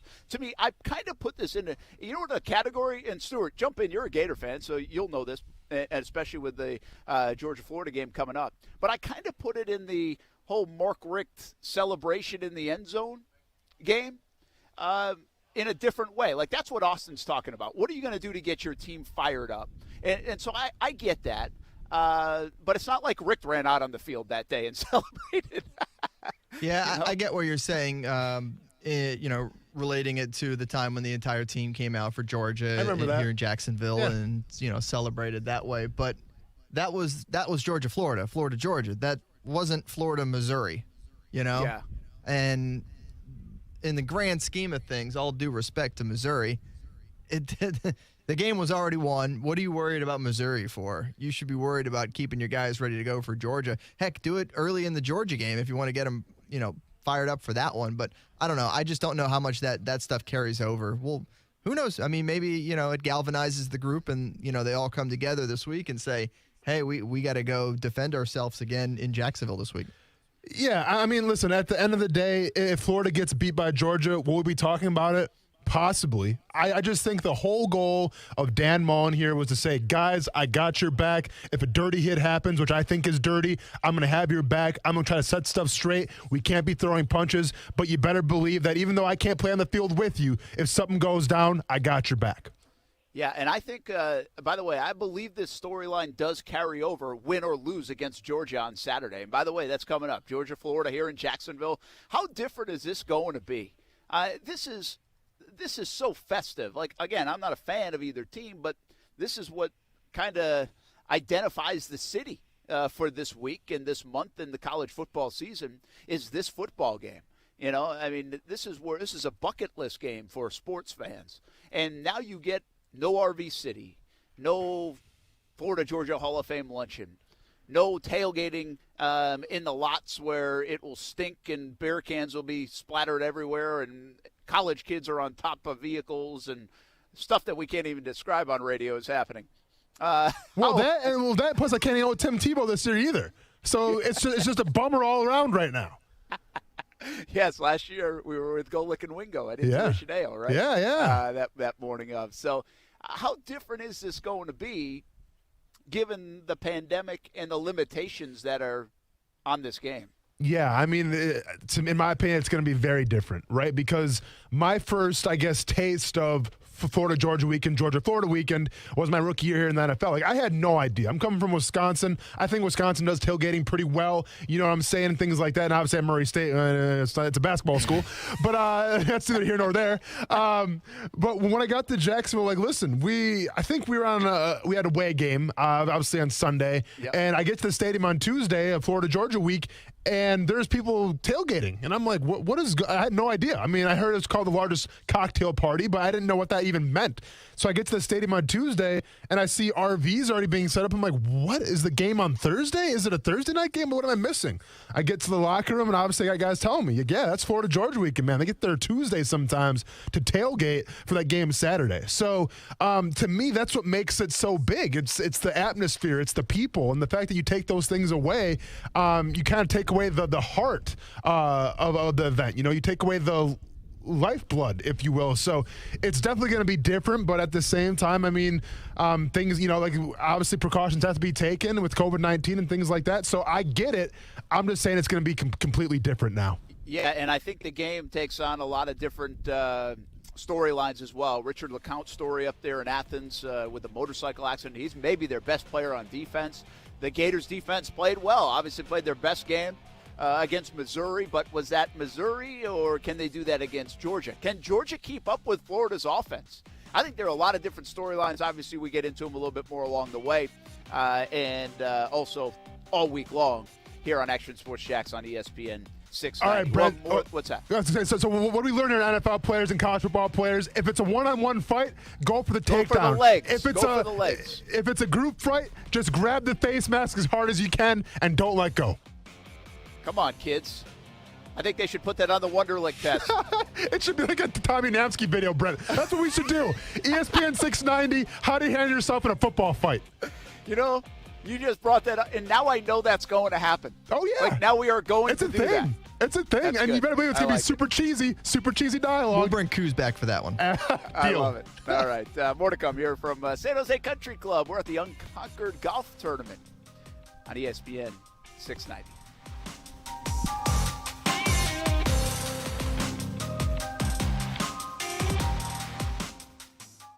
Action Sports Jacks with Brent Martineau on ESPN 690 is brought to you by Best Bet Jacksonville and Orange Park. Now, the first alert forecast on ESPN 690. Windy today and lots of sunshine, but the coolest temperatures in months will only top out in the low to mid 60s and drop all the way down into the upper 30s to low 40s tonight. Jackets, no doubt. Sunshine tomorrow. A very nice election day with a high around 70. Join me beginning at 5 p.m. for CBS 47 at Fox 30 Action News Jacks from the First Alert Weather Center. I'm Chief Meteorologist Mike Burrish. The Weather Center is brought to you by Beard's Diamonds. It's Beard's Diamonds 40th anniversary sale. Save up to 40% off store-wide till November 30th. You know why women love Diamonds Direct? Because they can always get a ring they're proud to wear. I was able to get everything, the most perfect diamond I could ever want. It's just my dream ring that I thought I would never be able to afford. You cannot beat the value that Diamonds Direct gives you. It kind of took my breath away when I did see how big that diamond was. You have to put your sunglasses on to look at this. It's just gorgeous. We're amazed at the quality we got for the price. But way beyond the ring, women love the Diamonds Direct experience. It's personal, it's caring, it's authentic, and it's fun. It's people that are pretty much family, honestly, at this point. I'm not even joking. It sounds like an exaggeration, but they're so warm and welcoming. And they were so nice and so down to earth, and we just felt like family. Very laid back. Not one time did we feel like we were being pressured. Not one time did we feel like we were being asked to extend a budget we did not have. Just make you feel so at home, and you just feel comfortable shopping. It's just a great place to shop. I mean, I love it. Discover the difference for yourself. Diamonds Direct. Your love, our passion. Okay, hold on. Wait just a second. You mean to tell me that you still haven't gotten to Arlington Toyota to score big, huge, amazing offer on new 2020 Camrys? Well, they're going fast, and I suggest you do it too and get to Arlington today and save. Arlington's special purchase of new 2020 Camrys has gone from 132 in stock to just 99 that remain. That's how fast they're going. The deals are just that good. If you want to save big, then what are you waiting for? Get to Arlington Toyota today. Buy a new 2020 Camry at 0% for 60 months, plus no payments for 90 days. And with every new vehicle purchased from Arlington, you get a lifetime warranty with unlimited time and miles. Plus, you can buy with total peace of mind, thanks to Arlington's 30-day exchange policy. That's 30 days to love it or exchange it. If you want a new Camry, then get to Arlington Toyota today for 0% for 60 months plus no payments for 90 days. But hurry, they're going fast. Shop safely in person at 10939 Atlantic Boulevard or online anytime at arlingtontoyota.com. Visit arlingtontoyota.com/Camry deal for full details. Hey, boss, look at this article from the Crooks R Us newsletter. What you got there, Peaches? It says, disappointed consumers are returning do-it-yourself alarm systems in record numbers. That doesn't surprise me. Once folks realize us crooks love the DIYs, they come to the senses and send them back. Yeah, then they upgrade to a safe touch system and poof, instant crook repellent. You got that right. Oh, but wait till you hear this, boss. These do-it-yourself alarm companies are taking back these alarms from customers and then reselling them as refurbished. Oh, gee, I thought we were shameless. Yeah, but it's good when you think about it. The more DIY systems out there means fewer safe touch systems. True, because we all live by the Crooks R Us motto, stay away from safe touch houses. That's right. Crooks know to stay away from Safe Touch houses. Hi, I'm Lester Jackson, president of Safe Touch Security Systems. No one beats our technology or our price. Call Safe Touch today at 888-723-8682 or go to safetouch.com. State license number EF233. This is Chris Chambliss, Clay County Supervisor of Elections, with important elections information. Election Day is Tuesday, November 3rd, and polling locations are open 7 a.m. to 7 p.m. If you have received a vote-by-mail ballot, remember that your ballot must be received in the elections office by 7 p.m., or simply vote an Election Day ballot. To view your sample ballot, verify your registration and polling location, visit northfloridavotes.com. Worthless warranties, slimy salespeople, shady subcontractors. It's no wonder people don't trust most roofing companies. At All Pro Roofing and Consulting LLC, we didn't trust them either. That's why we started our own roofing company. With more than 25 years of experience, we offer industry-leading warranties, simple, fair financing, and no subcontractors. Residential, commercial, even multifamily properties. At All Pro Roofing and Consulting, we've got you covered. Learn more at allproroofingllc.com. The following message is sponsored by the Florida Department of Elder Affairs, the Florida Association of Broadcasters, and this radio station. Sarah is 64 and loves to garden. Recently, her health insurance ran out, leaving her worried about more than just weeds. She called the Elder Helpline and spoke with a volunteer Shine counselor about her options. There, she received free, unbiased counseling on health insurance for those on Medicare. For more information or to volunteer, call 1-800-963-5337 or go to floridashine.org. What's up, everybody? It's Austin Lane from ESPN 690 and Action Sports Jax. Your smart speaker brings ESPN 690 into your home office. All you got to do is say Amazon Echo, Google Home, play ESPN 690, and enjoy that succulent sports coverage. Brent Martineau. Some NBA play-by-play here this week as well, right here on ESPN 690. Austin Lane. You all right? Yeah, I know. You looked over like, are you going to make it? Yeah, man. I'm making sure we're all good here. Hey, listen, I get choked up about the new lineup.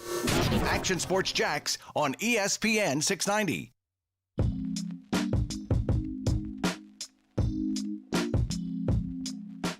I'm just like everybody else in the aspect of, I'm doing this job to win, not to go out there and get my face stomped in, just like all the rest of these guys in the locker room. Jets head coach Adam Gase. Did he mean not like the rest of the guys in this locker room where you go out there and not get, try to get your face stomped in? Or does he mean the guy's face has already been stomped in and he's just referring back to them right now? Begs the question. Rough showing, though, in Kansas City.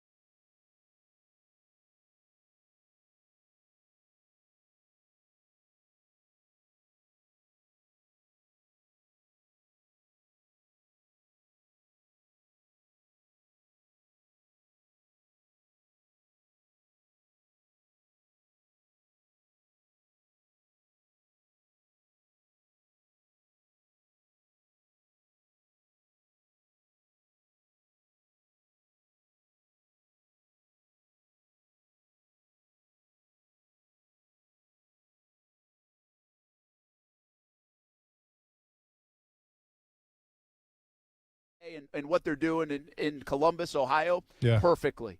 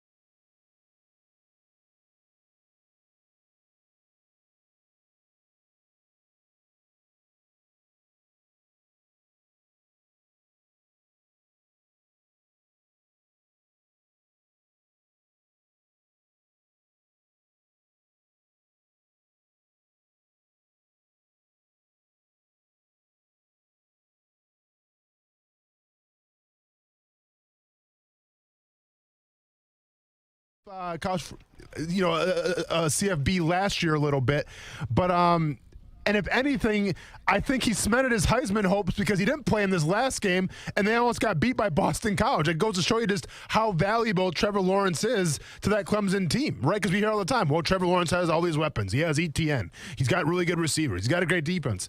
You take Trevor Lawrence out of that offense and off that team, and you see what happens at home against Boston College. So I think the edge right now, from what I've seen so far, it is with Trevor Lawrence. But if I see Justin Fields play a couple more games and he keeps doing what he's doing, I can see where he's coming from and saying that Fields might be the guy to get. Yeah, listen, I think all you said about Trevor Lawrence. What's interesting now is Trevor Lawrence isn't the Heisman favorite anymore because he's going to miss these next two games. I mean, obviously last weekend, this week. Yeah. Which surprises me. I mean, boy, that's quick. But if you miss two games in this kind of season, can you be the Heisman Trophy winner? I don't know. I mean, if you started in late October, can you be the Heisman Trophy winner? But I think also how good Fields has looked. Again, I'm an either-or guy here. The bottom line is Jags most likely will need one of these two guys to flip this thing around. And I'm certainly okay with what I've seen from Fields. Last year, first couple of games this year, in the offseason, the willingness to play. I just really like the intangibles of both these guys that I've seen from afar. We don't know them too well, but from afar for sure. So we'll see what happens. Hey, more on the NFL. Like I said, the Jags did get help from some of those teams. Tua started. Well, that was wacky. I mean, some of these young guys are playing really good football. Yeah. Tua got the W, but I'm not sure he played really good football. Yeah, I mean, I'm not sure. Take away. Hey, I mean, let me ask you this, Brendan. Do you give him a check mark or do you give him a minus? Yeah, well, we'll talk about it. Yeah, you won the game, but Yeah, we'll come back from San Jose Country Club on Action Sports Shacks on ESPN 690.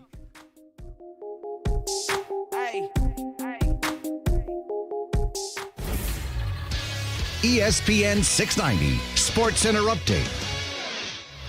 Happy Monday. I'm Jake Mitchell. Yesterday we had a full slate of games except for, of course, the Jaguars. And when they do return this Sunday against the Houston Texans, it will be without starting QB Gardner Minshew, who is battling a thumb injury. Backups Mike Glennon and rookie Jake Luton have both been told they will be competing for the start this week. It's a shame we're not in the NFC East because you only need 3 wins to be atop that division, which the Eagles are after last night on Sunday Night Football. Here's Carson Wentz on how the team performed after defeating the Cowboys. I'm pumped we got the win, but I'm going to have to watch the tape, and I'm a little frustrated with just how I played and how we left some plays out there and left some points out there, missed some big opportunities, and I can be better. If you're working from home and want to listen to ESPN, it's simple. Tell your smart speaker to play ESPN 690. Max Kellerman. Irresponsible leaders in this country have put us into a position where we're sort of in a post-truth world. You've heard him on First Take, and now you get even more Max. And there is such thing as the truth. The intensity. And if these other sports want a shot, I suggest they get much more sober in their view, imitate what the NBA is doing. The Max Kellerman Show, August 17th at 2 Eastern on ESPN Radio and ESPN News. As the seasons change, there's one thing that never changes: the importance of clean drinking water. A Connecticut system from CGC Water removes up to 99% of contaminants. Now that's clean, and that's also why our family has a Connecticut system from CGC Water. Yours can too. Right now, CGC Water is offering a free A200 reverse osmosis drinking water system with the purchase of a Connecticut Premier Softener. Connecticut Premier Softeners are non-electric and have twin tanks, making them super efficient, saving you money. If you're not filtering your water, you are the filter. Schedule your free water test today and get peace of mind knowing your family's water is safe water. CGC is still taking extra precautions with in-home visits and continuing to follow CDC guidelines. Remember, this is a limited time offer, a free A200 reverse osmosis drinking water system with the purchase of a Connecticut Premier Softener. Financing available with approved credit. Just call 904-552-1242 or visit cgcwater.com. Serving Northeast Florida and Southeast Georgia, CGC Water Treatment, your local independent Connecticut dealer. No matter what you are driving, you can step up to luxury now at any of the Fields Auto Group dealerships in Jacksonville. Cadillac, Jaguar, Land Rover, Lexus, Mercedes-Benz, and Porsche. Yes, it's luxury for less at all Fields Auto Group locations in Jacksonville. Plus, you'll also be part of their exclusive Fields Amenities program, where you will get complimentary loaners, car washes, and cafes. So whatever you're driving, see Fields first and step up to luxury for less during this amazing opportunity. Visit fieldsauto.com. Boss, bad news. You know those ding-dong porch video cameras? You mean the ones we love to hack? Yeah. Well, now SafeTouch has doorbell cameras that are state-of-the-art and virtually hack-proof. What? Hack-proof? Yeah. Plus, they're motion-activated, and they have two-way audio so homeowners can use the app from anywhere in the world with internet and talk with whoever's at their front door. Oh, great. And I suppose they have high-def recording, too. And, boss, right now during the holidays, SafeTouch Security is offering these video doorbells a $229 value for only $49. $49? Well, so much for our porch pirate days. Boss, this could ruin the holidays. Oh, just another reason I hate SafeTouch!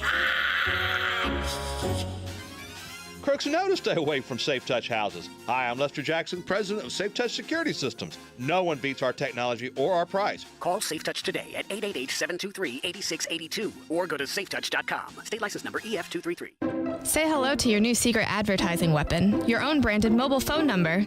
StarStar Mobile provisions vanity mobile numbers prefixed by ***, providing audiences an easy way to reach your business. Give it a try now by dialing *** Mobile from your mobile phone. That's ** Mobile.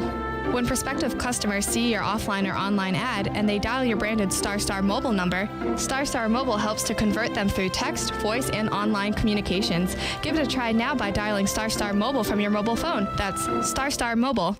I pledge allegiance to the flag of the United States of America and to the republic for which it stands, one nation, under God, indivisible, with liberty and justice for all. At Lloyd's Construction and Consulting, we've been celebrating 10 years in business. Over the years, we've constructed thousands of projects in the Northeast Florida region. From commercial to residential, we handle each project with the respect and care it deserves. We look forward to speaking with you about your next construction project. Find out more at lloydsconstruction.net. The Army National Guard plays a vital role in your community. We're on the front lines supporting essential personnel, first responders, law enforcement, and medical professionals, delivering food, supplies, and medicine, keeping communities safe, making a difference. During emergencies, we're always ready, always there. Learn more about part-time service in the Army National Guard at nationalguard.com. Sponsored by the Florida Army National Guard. Aired by the Florida Association of Broadcasters and this station. Microban 24 protects against Staphylococcus aureus and Enterobacter aerogenes bacteria, but does not provide 24-hour protection against viruses. Every time you touch a surface, you leave behind bacteria. To keep surfaces sanitized all day, use Microban 24. Spray on hard surfaces to kill 99.9% of viruses and bacteria initially. Once dry, Microban 24 is effective for 24 hours on bacteria when used as directed. Microban 24 sanitizing spray, bathroom, and multi-surface cleaner. Hey everybody, this is Brent Martineau. If you're usually listening to ESPN 690 in your car, we appreciate it. But your boss says you're working from home this week, so take us with you. Your smart speaker brings ESPN 690 into your home office. Tell your Amazon Echo or Google Home to play ESPN 690.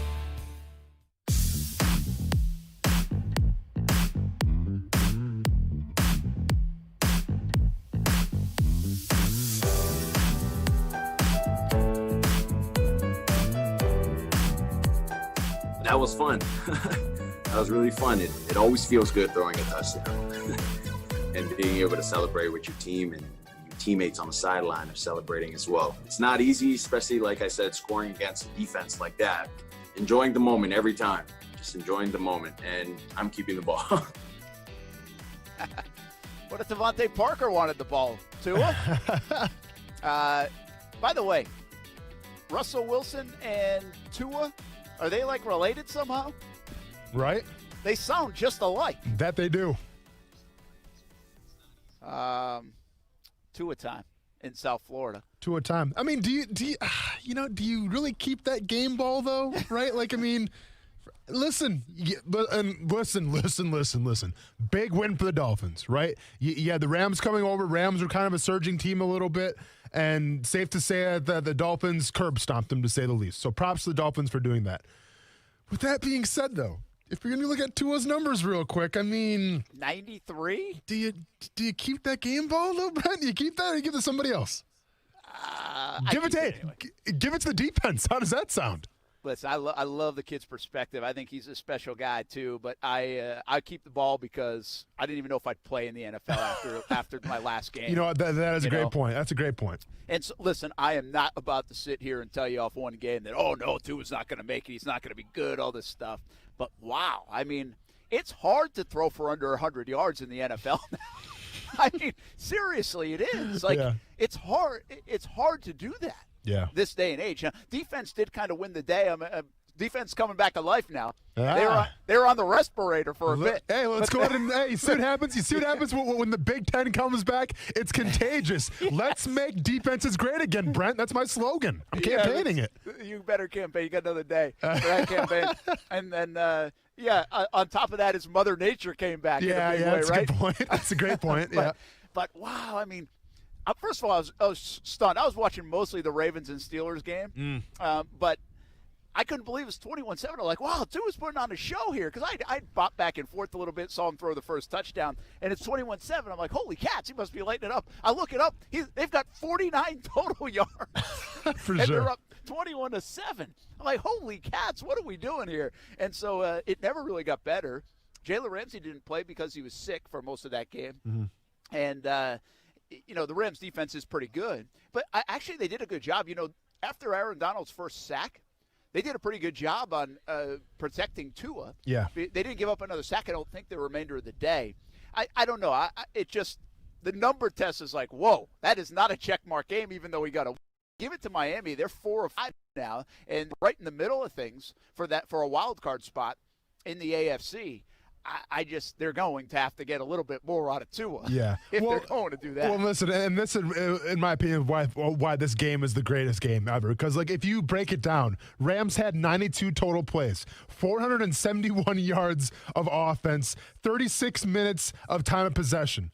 The Dolphins, 48 plays, 145 yards of total offense, and 23 minutes total possession. If you would have broke those numbers down on me, I'd been like, ooh, not a good one for 2 on the Dolphins. Obviously, the Rams went over there, took care of business. We'll see you back on the West Coast, which is sometimes called the best coast.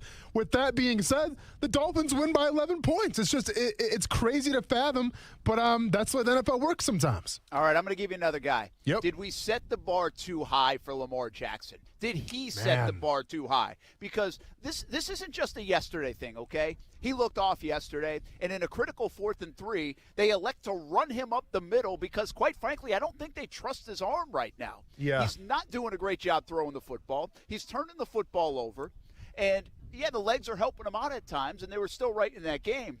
But this is not the same Lamar Jackson. I have him on my fantasy team. This is not the same Lamar Jackson that was on your fantasy team last year. And that's why I didn't take him this year. Listen, I mean, you said you watched the game. I watched a lot of this game as well, just because obviously that was kind of the showcase game yesterday. And, to me, the way this Ravens offense is looking right now, there's a lot of, resemblance to last season. Right, but I think the wrinkle that's been put in this offense this year for the Ravens is the fact that they're giving Jackson more reads. But for whatever reason, he's not making those reads. I saw 4 or 5 times where he had Dobbins down the middle, wide open. That's his back out of backfield or whatever like that. Like, he had a couple guys that were wide open a few times, and he just failed to recognize them. Either he just took off and rolled with it, or he stared down a receiver and had a bad throw. So to me, it's just the fact that Lamar Jackson right now just doesn't seem poised, doesn't seem confident, and seems to only be making one of his reads when he's back there standing in the pocket. And then obviously when he takes off now, well, defenses, at least talented defenses like the Steelers, they're hip to the game. They're QB spying him, right? They're trying to keep him contained as much as possible, a la what the Tennessee Titans did in the playoffs last year. So I think you're seeing teams right now get hip to the game a little bit, but you're also seeing Jackson not being able to make those wide open reads and convert those. Listen, they don't have as many tight ends. Hayden Hurst now in Atlanta, by the way, playing pretty good football. Mark Ingram was out again, so he hasn't been healthy and active. I understand that was Pittsburgh's defense. So if I'm a Ravens fan, I'm like, hey, settle down, man. That's a good defense. We'll get them later. It's okay. It's early in the year. I feel like, though, that wasn't just Pittsburgh's defense. I feel like if you've watched Lamar Jackson, he's not the same guy. Something's a little amiss. It might be the tight ends. It might be Ingram. Something's a little off. They have a Super Bowl team, man. Yeah. Super Bowl team. But they can't have Lamar Jackson playing like this if they're going to win the Super Bowl. No, without a doubt. And you know what? And I hate to say this because Ingram was on my fantasy team. I think that the Ravens offense is actually better without Ingram right now. I think J.K. Dobbins kind of made a name for himself a little bit. Edwards, too, had a lot of yards rushing. But I think J.K. Dobbins kind of offers that versatility, not only in the receiving game, but also in the run game as well. I mean, I compare it to Alvin Kamara when he's with the Saints. There was a time where Alvin Kamara was only a third down back because of who? Mark Ingram. Mark Ingram moves on. Alvin Kamara takes over as an every down back, and now he is what he is today. I feel like I see the same thing out of J.K. Dobbins a little bit. So I wonder if they go with J.K. Dobbins more now, and that kind of opens up the offense a little bit. We'll be back on ESPN 690. We come back. More on the Jake Luton starting on Sunday conversation.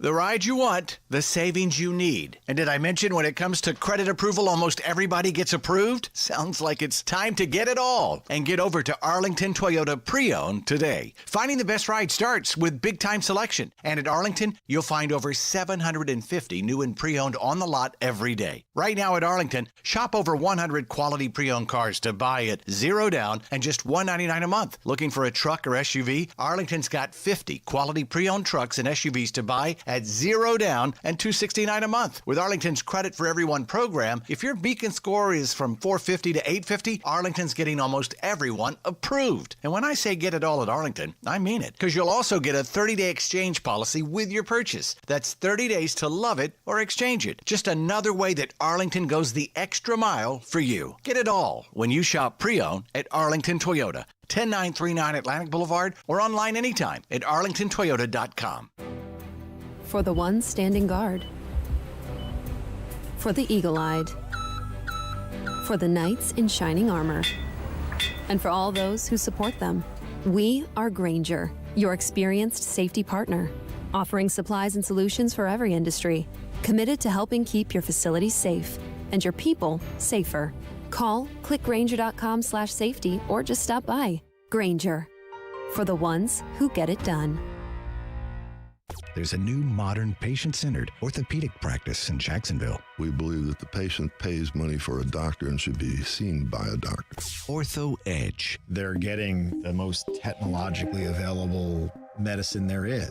Ortho Edge. You're going to get a much better experience with your physician. We all see our patients. Get the answers right away and more focused care on patients. Find out more about us at orthoedge.com. Ortho Edge are in the DePaul building attached to St. Vincent's Medical Center, Riverside. What if the music stopped? If the familiar voices were silenced? If there were no breaking news updates? What if your companion and connection to your community came with a monthly fee? Don't worry, we're free local radio with you wherever you go, celebrating 100 years and looking forward to the next 100. We are broadcasters. Text radio to 52886 and let Congress know you depend on your local TV and radio stations. This message furnished by the National Association of Broadcasters.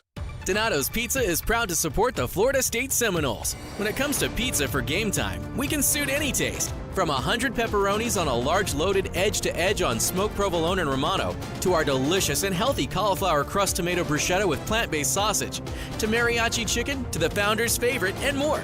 We offer a convenient pickup window or prompt delivery. Just give Donato's a try. That's all we ask. Order at 904donatos.com or call 904-DONATOS on your phone. In the 4 decades that Beards has been in business, never have they had a sale with discounts this big. Believe it, because Beards Diamonds will never be beat on price. Save up to 40% on everything store-wide. Shop the largest inventory in North Florida. All GIA certified loose diamonds, engagement rings, pendants, all designer settings, on sale up to 40% off. Now through November 30th at the St. John's Town Center or at beardsdiamonds.com. Get in the zone, AutoZone. Welcome to AutoZone. What are you working on today? Of course we can help you with that oil change. Doing it yourself is a great way to save some money. Right now you can get 5 quarts of Pennzoil high mileage motor oil and an STP oil filter for just $27.99. And we've got even more ways to get it. Just order online with our next day delivery or free same day store pickup. Getting the job done just got easier. Restrictions at AutoZone.com. Get in the zone, AutoZone. It's time for some straight talk. Look, we all drop our phones. It happens. You fumble it, crack it, splash it. Well, Straight Talk Wireless now offers this new Platinum Unlimited plan that includes phone protection. Just $65 a month for unlimited talk, text, and data, plus 20 gigs of hotspot, 100 gigs of cloud storage, and more. All on the best network. Straight Talk Wireless, no contract, no compromise. See Mobile Protect terms and conditions at Asurion.com/Straight Talk. Limitations and exclusions apply. Broadcasting live from the ESPN 690 Anajar and Levine studios. Anajar and Levine Accident Attorneys. Call 904-600-4000. That's 904-600-4000. ESPN 690. Jacksonville's home for ESPN Radio. WOKV Jacksonville. Listen live everywhere you go on ESPN690.com. ESPN 690, a Cox Media Group station.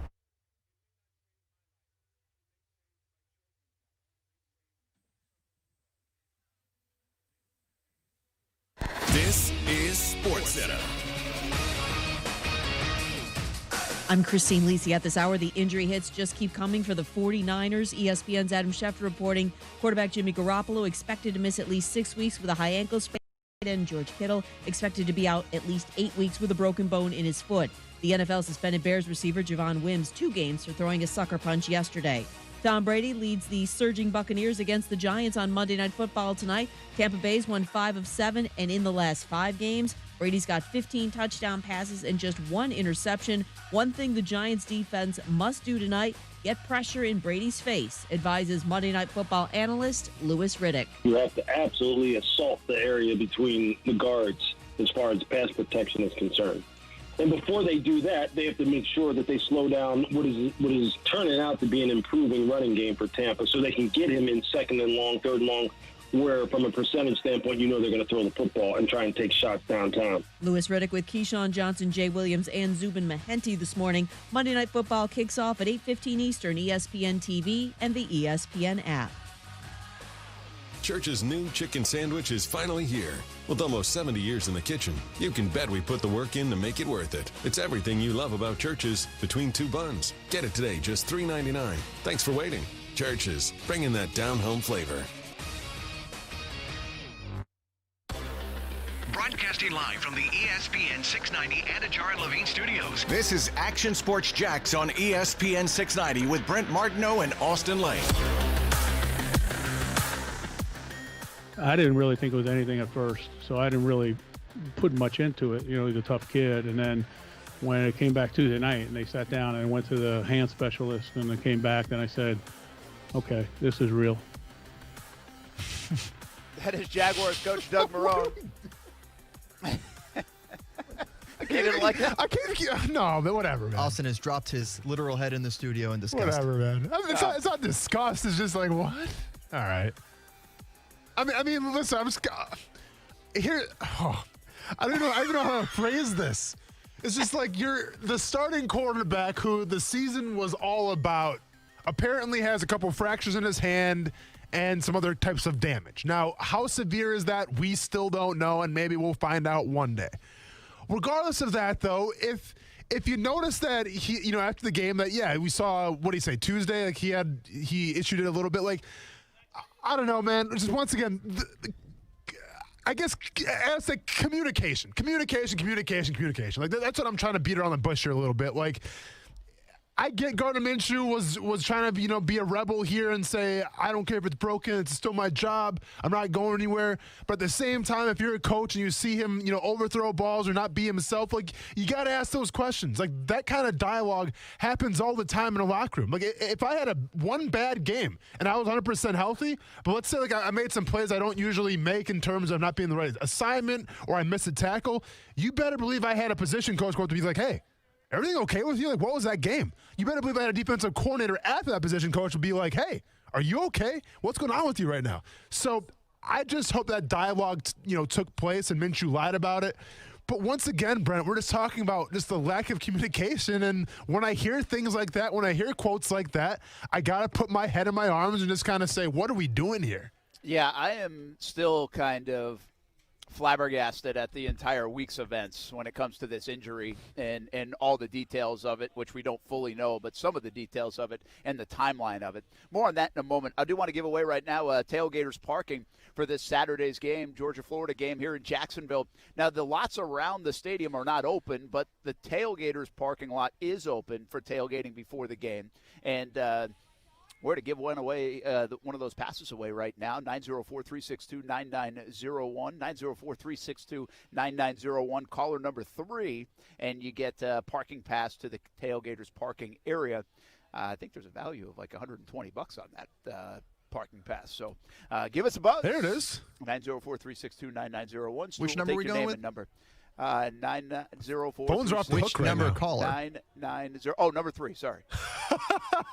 As the phones are off the hook right now, Stewart's just trying to manage. It's been a heck of a day for Stewart, Brent, to say the least. Yeah, he's got some fires he's putting it out. He's good at that, though. He's good at that. He's doing a great job. Seamless from here. I can't see the stress level on Weber's face. Yeah. So I can't tell, and I think he's doing a great job. Well, I'm going to be honest with you. Calm, cool, collected, and still has a smile on his face. So I'm impressed. Listen, you gotta be in this, this sort of position. We're diamonds over here. Pressure making diamonds. My man. You are.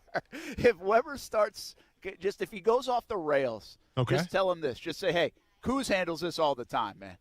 And then, see, that will jump him up, be like, okay, well, I can't be like Kuz. Listen, I mean, I got to be better than Kuz. Well, and listen, he can't defend himself right now because he's on the phone, but we got to bring this up real quick. So, obviously, we had some audio issues, a couple segments ago where I guess the audio wasn't working on social media. Now, Brent, I'm not saying that this was a sabotage job or an inside job, but we talked about Todd Gurley going in the end zone on purpose. It just leads me to believe, did somebody set this up, Kuz, on purpose to kind of falter a little bit where it's like, hey, you guys better bring me back because you guys need me. Pay me some more money. Yeah, it could be. Yeah? It could be. I heard that feed at least the sound went off. There's a little button that went out for a little bit. I don't know how long that was. So, yeah. But they solved the problem. Listen, these things happen. We're on the road. Stewart hasn't done a lot of this. Probably wasn't even Stewart's fault. It was probably something Kuz did Friday during the high school Blitz scoreboard show and didn't turn back on. Well, that's what I think probably. Okay, well, and listen, and I'm not trying to point fingers here or make accusations, and I'm not sure if it's because I've been reading all this political stuff on Twitter the past couple of days, but I'm just saying, Kuz might have, he may have, predetermined this a little bit. I don't want to say that he set us up a little bit, but I'm kind of saying he set us up a little bit, a la Todd Gurley. He might have. By the way, is there an election tomorrow? That's what I heard. I mean, do we have plans in place? Like, what's the show? What are we doing with the show tomorrow? What's going on here? Like, can we or is that Wednesday? Well, I don't know. Day off tomorrow? Hey, I'm not gonna lie. So, how much politics are we talking tomorrow on the show? I mean, you know what the funny thing is too, is remember how I mentioned on the show that I haven't got a political tweet yet. Yeah. Well, now you've got like 10 in the last 2 days. I'm not sure if Big Brother's listening or what, man. But yeah, seriously, in the past like 3 or 4 days, I've gotten about 20 different numbers texting me, hey, make sure you go out there and vote. Make sure you go. Well, I already voted, number one.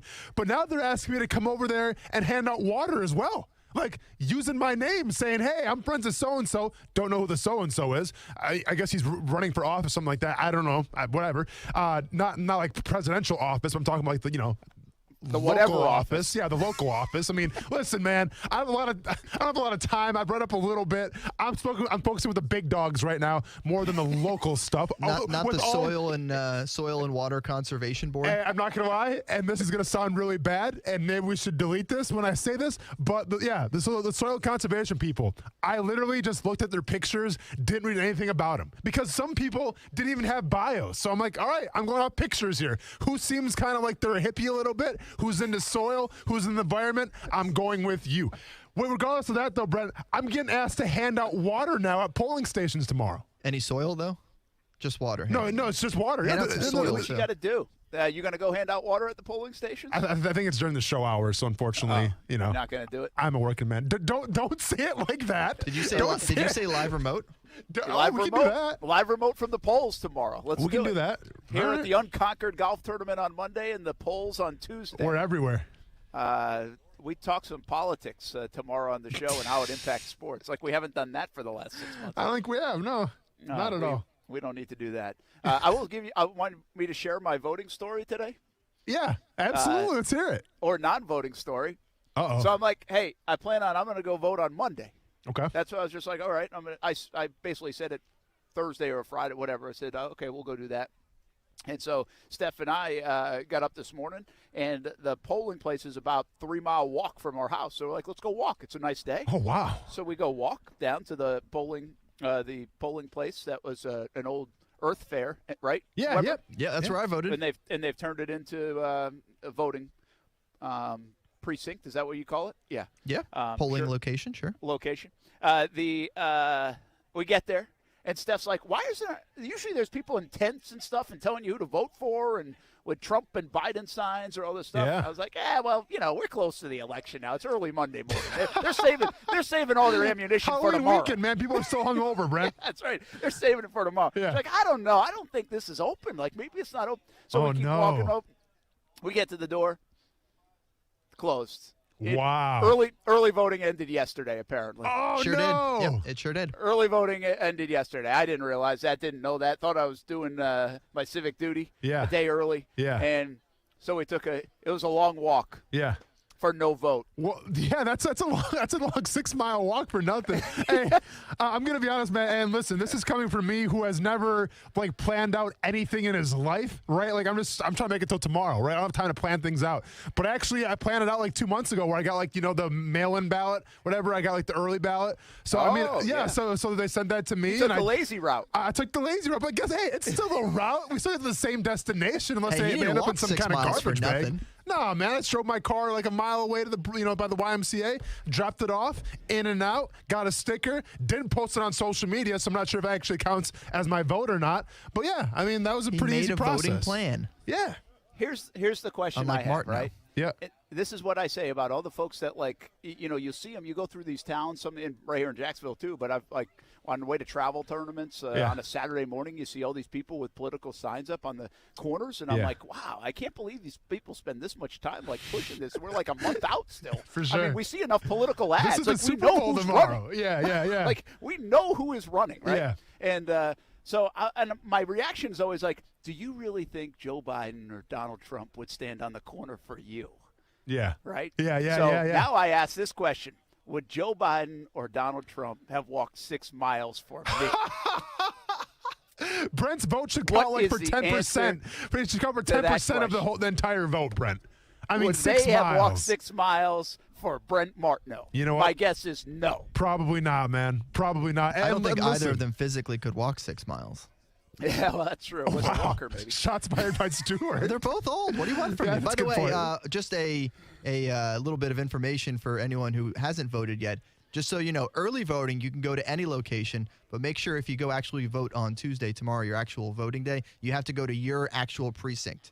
Unlike early voting, where you can go to any open polling location. Good call, Stuart. On actual election day, you have to go to your precinct. That's awesome. Yes, I will be doing that tomorrow now. So look up what it is, because it's not the Earth Fair. Well, and you know what, Brent? You want to talk about standing? Well, I know where it is. Yeah. But you want to talk about, taking a 3 mile walk back and forth. You might be taking a pretty big line wait now, too, depending on how many people are going to be there. So you better get there pretty I early. wonder about that. I'm sure it'll be super busy tomorrow? Stuart, what do you think?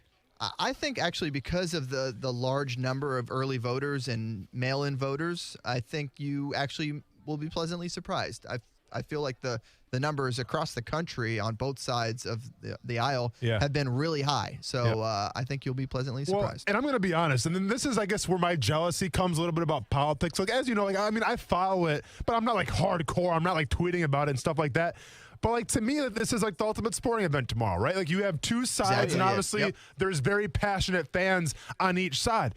But, like, I guess what kind of bums me out a little bit as I take I take a look at myself in the mirror a little bit is, like, I can never be passionate about anything the way these people are passionate about, they're the guys that are going to run for president. And as bad as that sounds, I guess from my perspective, because it is an important decision, everyone's vote should matter. But, like, listen, I'm a diehard Brewers fan, but I'm not going to go to the parade and stand outside for 4 hours if they win a World Series. It's going to be cold, probably, number one. And number two, I got other things to do. I guess that kind of bums me out a little bit because these people are so passionate on both sides. And guess what? It's great. I mean, I'm all for it. I encourage it. But, like, it's hard for me to come along with it just because I'm just like, I mean, at the end of the day, I'm still going to live my life, man, regardless of what happens. And you guys are out here for 4 hours, 5 hours a pop, just spreading your heart and joy and everything. It's crazy to comprehend that, Brent, I guess. Yeah, by the way, that's a great comparison, too, because I believe that in sports, too. I love it. I think the people that do that in sports make sports great. Yeah. Right? I'm just not one of them. Like, I wouldn't do that. Like, I wouldn't. Yeah. I have no desire to ever go to the Macy's Thanksgiving Day Parade, the New Year's Parade in New York, and I have no desire to go to, like, the Boston Red Sox World Series parade. That's what I'm saying. Because I don't want to be around all that many people. That's what I'm saying, bro. Listen, and I have a Brewers tattoo, okay? Like, I'm a diehard, man. Like, I'm in this for life right now, and I'm still not going to go to the parade if they ever win it, right? Like, I get, like, how many Biden tattoos or how many Trump tattoos do you see? Probably not that many. I got a Brewers tattoo, and I'm here to tell you, you know what? I might go for an hour, show face, but I'm going to be out there the whole day cheering for the Milwaukee Brewers. I'm going to celebrate in the confines of my own home and do my own thing. Yeah, I appreciate that too. But the folks are passionate, and I appreciate it. I'm jealous. It's going to be like a sporting event tomorrow. Ty asked me, he's like, so what? Like, how does it go on TV? Well, we know it. Like, I was like, well, Ty, let me tell you, son. Sometimes they call it too soon. Yeah, it is one of the few things in the world of news that we can actually relate to in sports. It really is. It has become, listen, the debates have become a bit of a sporting reality show. That's kind the of weigh-in, event. by the way. The debates are like the weigh-in Now press we're conference. talking. Now we're talking. And the TV is fantastic tomorrow night. I mean, the TV is fantastic.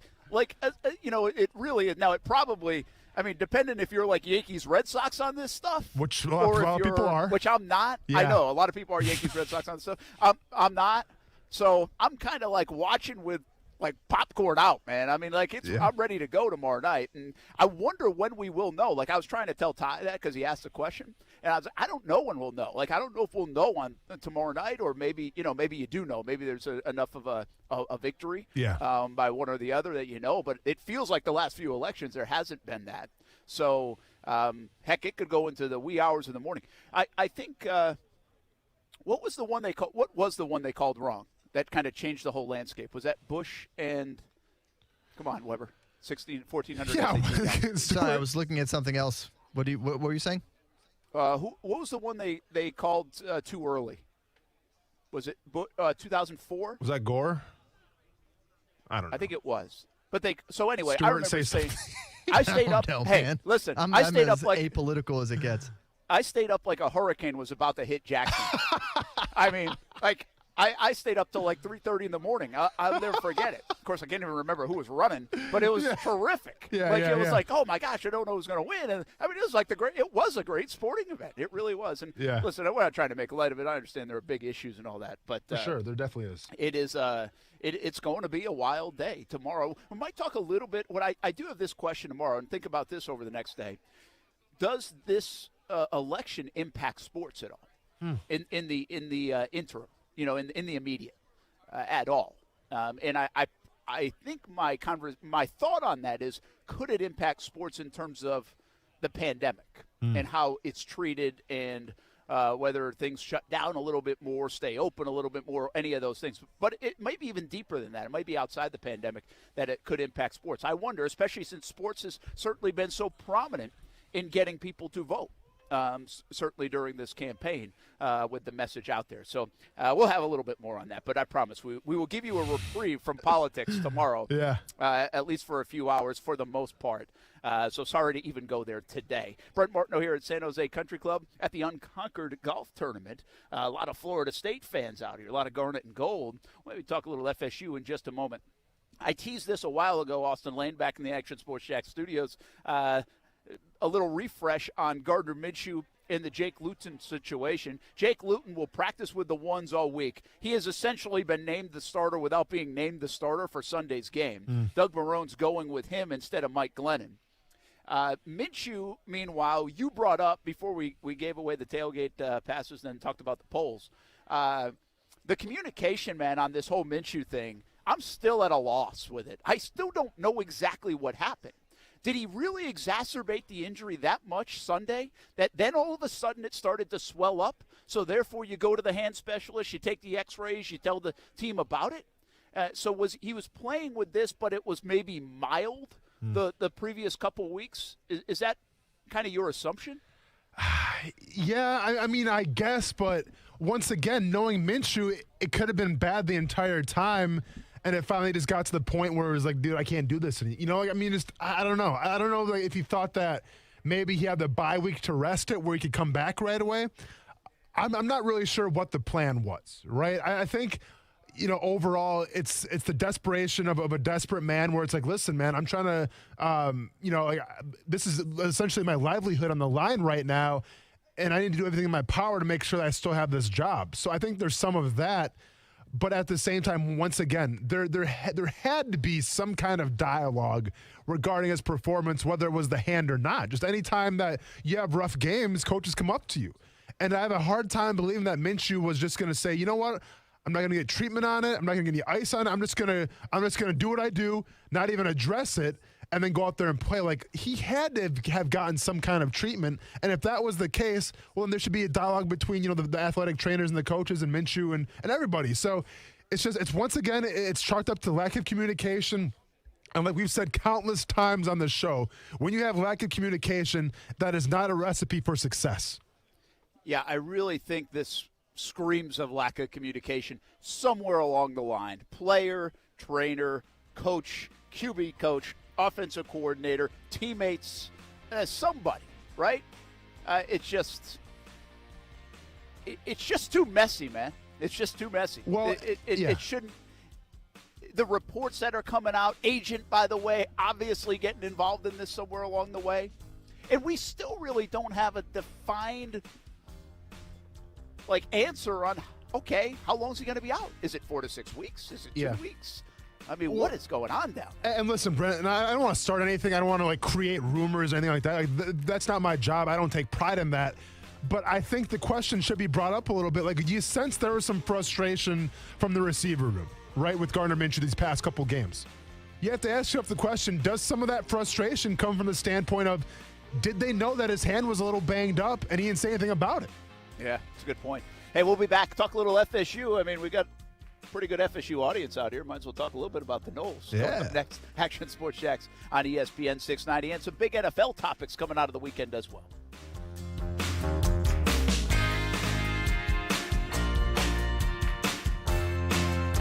Action Sports Jacks with Brent Martineau on ESPN 690 is brought to you by Best Bet Jacksonville and Orange Park. Now, the First Alert forecast on ESPN 690. Very cool into this evening and overnight. Grab your sweaters, jackets, and coats. As you head out the door, we drop to near 40 degrees by morning. Sunny and nice tomorrow, though. Your Tuesday high up to 71. And Wednesday, mostly to partly sunny and another beautiful day in the mid-70s. From the First Alert Weather Center, I'm Action News Jax Chief Meteorologist Mike Burrish. The Weather Center is brought to you by Beard's Diamonds. It's Beard's Diamonds 40th anniversary sale. Save up to 40% off store-wide till November 30th. Oh, hey, boss. Hey, what you doing there, Sunshine? Well, look at this. I took that plug-and-play alarm system from that house we broke into last night. Okay, what'd you do that for? Those things are worthless. Yeah, pretty much. Simple to install, simple for us to bypass. Simply simple. Yeah. Too bad Safe Touch isn't that simple. Tell me about it. That would make my life less stressful. No two-way communicator, no 45-second or less response time. Yeah, no video monitoring, no Safe Touch app. Jeez, every time I turn around, Safe Touch is up in their game. Ooh, that Lester Jackson. Look at this thing. Why can't everything in life be this simple? Well, if that were the case, we wouldn't have our Crooks R Us motto. Stay away from Safe Touch houses. Yep. Crooks know to stay away from Safe Touch houses. Hi, I'm Lester Jackson, president of Safe Touch Security Systems. No one beats our technology or our price. Call Safe Touch today at 888-723-8682 or go to safetouch.com. State license number EF233. If you have a specific medical problem, you call a specialist. Broken leg? Call an orthopedist. Cataracts? Call an ophthalmologist. At Prime Men's Medical Center, our doctors specialize in ED and PE. Listen to Dr. Rubinski, a renowned expert in men's health. I'm Dr. Rubinski. If you're experiencing ED or PE, Prime Men's Medical Center has custom blended medications to help you last longer in the bedroom, regardless of age or past medical history, with no pain or surgery. In fact, you'll see results in the office guaranteed or your exam is free. Patients are now lasting for 30, 60, 90 minutes or longer. And best of all, treatments are affordable. Men. If Viagra, Cialis, or Levitra have let you down, call Prime Men's Medical Center for a private consultation with our highly skilled physicians. Call 904-206-8105. 904-206-8105. 904-206-8105. No matter what you are driving, you can step up to luxury now at any of the Fields Auto Group dealerships in Jacksonville. Cadillac, Jaguar, Land Rover, Lexus, Mercedes-Benz, and Porsche. Yes, it's luxury for less at all Fields Auto Group locations in Jacksonville. Plus, you'll also be part of their exclusive Fields Amenities program, where you will get complimentary loaners, car washes, and cafes. So whatever you're driving, see Fields first and step up to luxury for less during this amazing opportunity. Visit fieldsauto.com. What defines a hero? Dedication, loyalty, courage. Every day at AMCO, we serve heroes. For over 60 years, we've repaired and maintained the most critical public service vehicles, from complex transmissions to simple brake jobs with flexible financing and the extra safety precautions we need. The heroes we serve don't all wear uniforms. They're people like you. At AMCO, we're proud to serve all of you. AA MCO. Money tight? We can finance almost anybody. Find the AMCO transmissions nearest you at amcojacksonville.com. I pledge allegiance to the flag of the United States of America and to the republic for which it stands, one nation, under God, indivisible, with liberty and justice for all. At Lloyd's Construction and Consulting, we've been celebrating 10 years in business. Over the years, we've constructed thousands of projects in the Northeast Florida region. For commercial to residential, we handle each project with the respect and care it deserves. We look forward to speaking with you about your next construction project. Find out more at lloydsconstruction.net. Say hello to your new secret advertising weapon, your own branded mobile phone number. Star Mobile provisions vanity mobile numbers prefixed by **, providing audiences an easy way to reach your business. Give it a try now by dialing ** mobile from your mobile phone. That's ** mobile. ESPN 690 wants you to shop the 904. And by doing that, you keep most of the money and jobs right here on the First Coast. Plus, local businesses give our community its uniqueness and character that makes living on the First Coast so great. Shop the 904.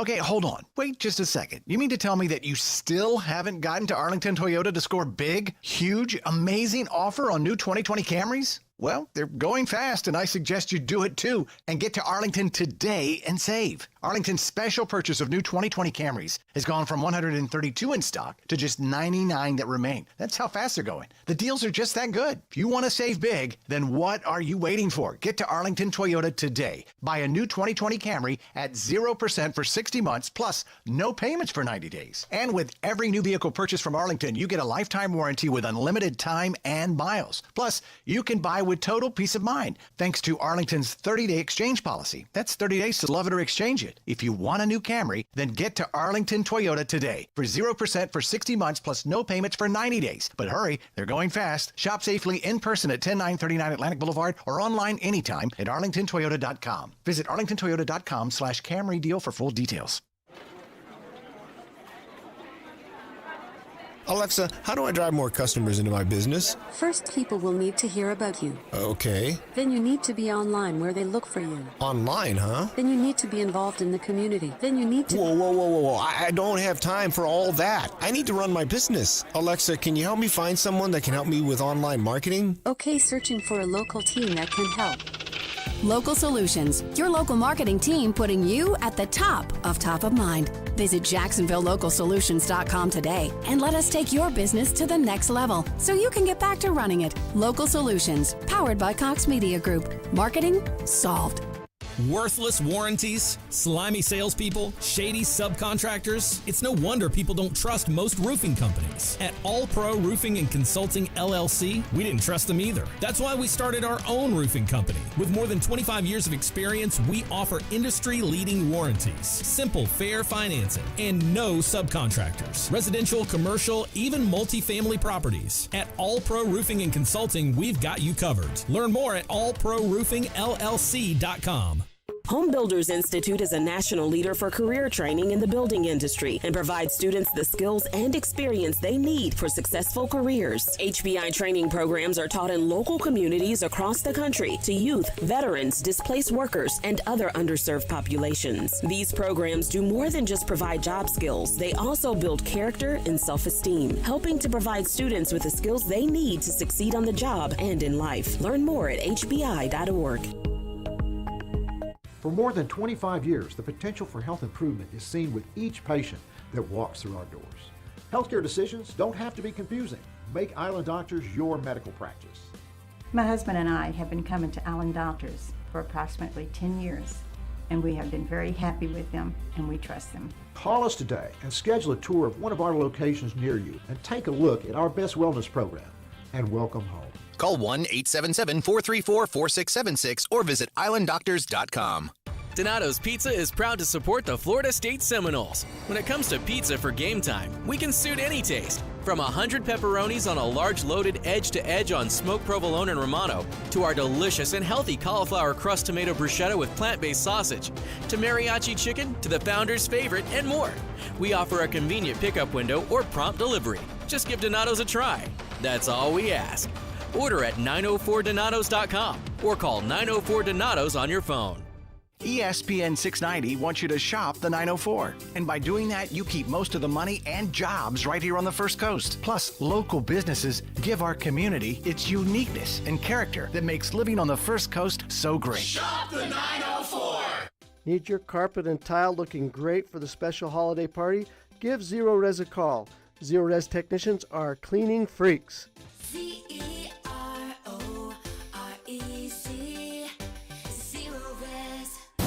Everybody, this is Brent Marrone from Action Sports Jacks on ESPN 690. Hope you catch the show Monday through Friday from 3 p.m. until 6 p.m. But if you can't catch it, or if you want to go back and listen again, check out the Action Sports Jacks on ESPN 690 podcast. Just search ESPN 690 in your podcast app.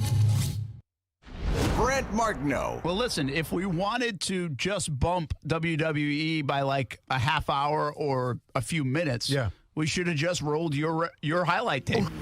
Austin Lane. Oh! And there it is.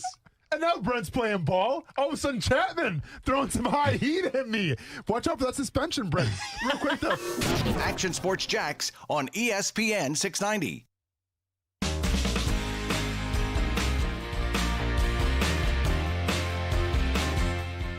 And I told the team this yesterday. I really appreciated the mindset and the approach through the bye week. I definitely think that we've improved and we've taken positive strides in a lot of the areas that we needed to see improvement in. And now we've got to continue to apply that through the course of this week, and it has to show up there come Saturday afternoon.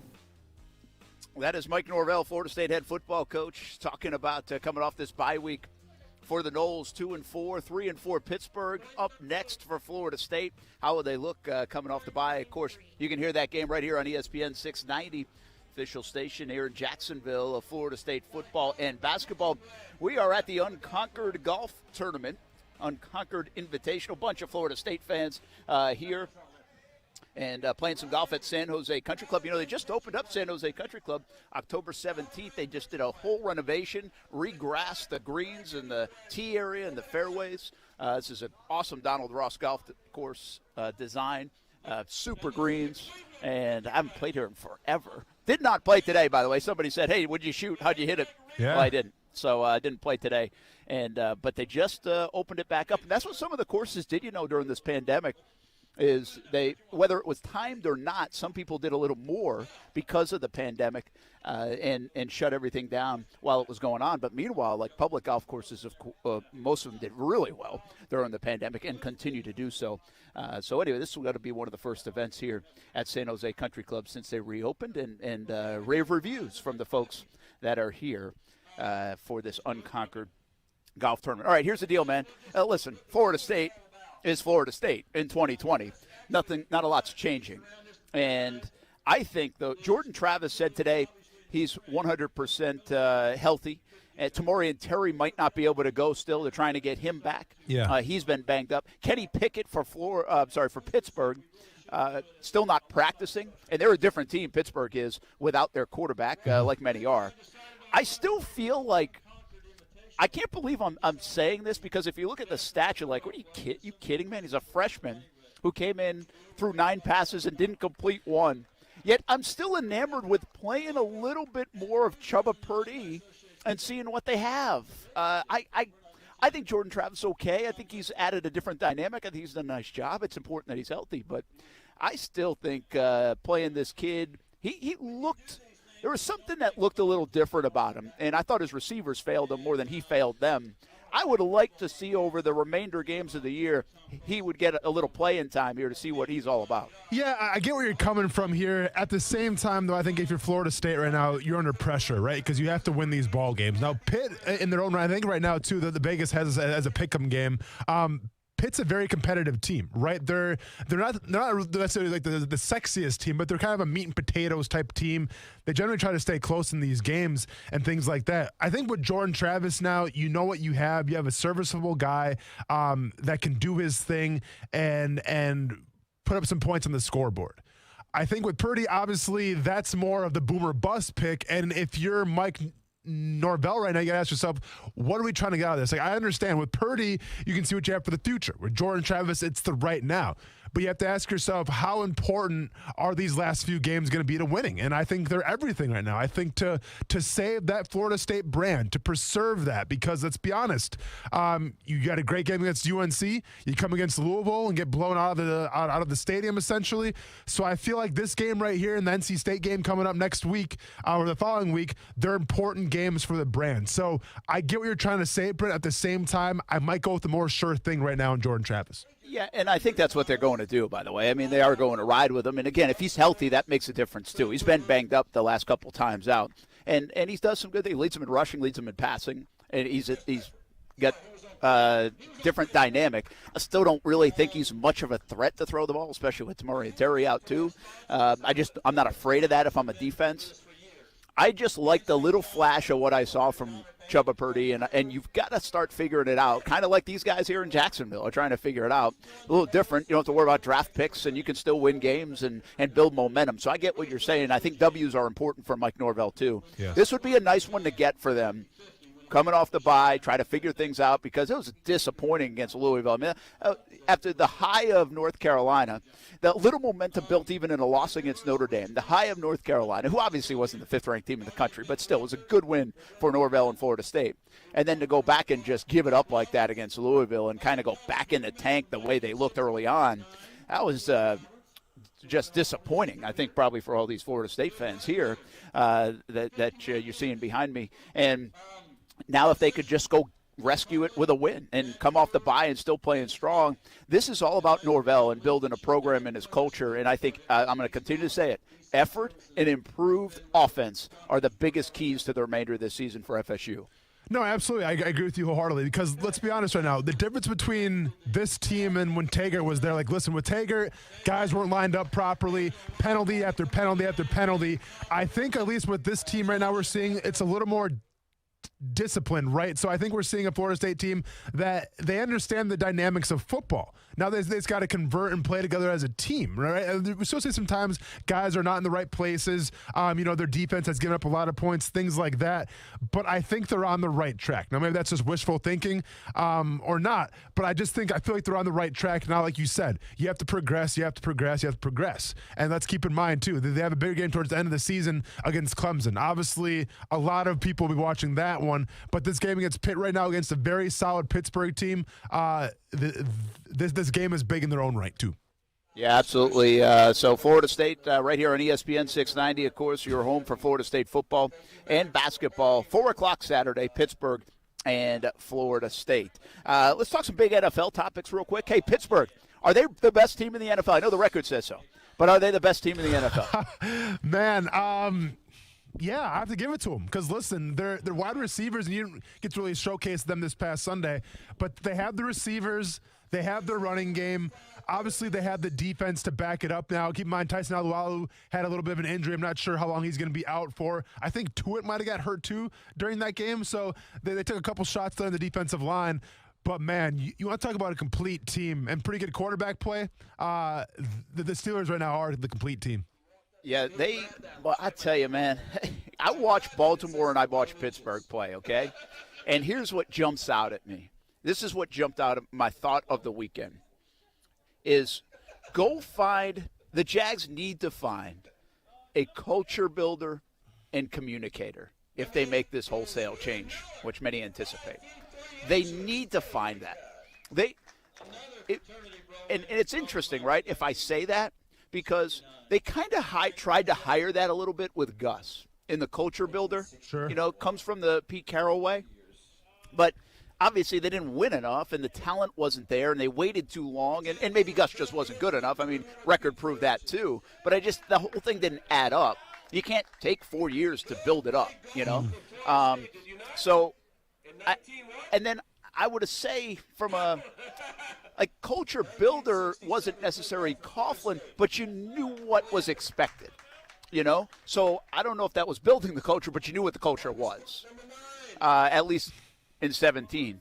I look at these two teams, though, and you do look at Seattle a bit, and just these teams that just know how to win. It doesn't matter. Lamar Jackson didn't even play well, man. Lamar Jackson played awful, and they still had a chance at the end. Pittsburgh on the road in Baltimore, they don't need to win that game. I mean, they're already undefeated. Man, they're ready to go when they hit them in the mouth, and they matched every physical intensity that the Ravens could give them, and they still figure it out. So that's what I left that game watching. I was like, man, they got to find this. I mean, the Jags have got to commit to that, find that, and keep their fingers crossed that whoever they hire can do that. Yeah, I mean, listen, we talked about the greatness of Mike Tomlin even last year. When you lose James Conner for a while, you lose your number one receiver in Smith-Schuster.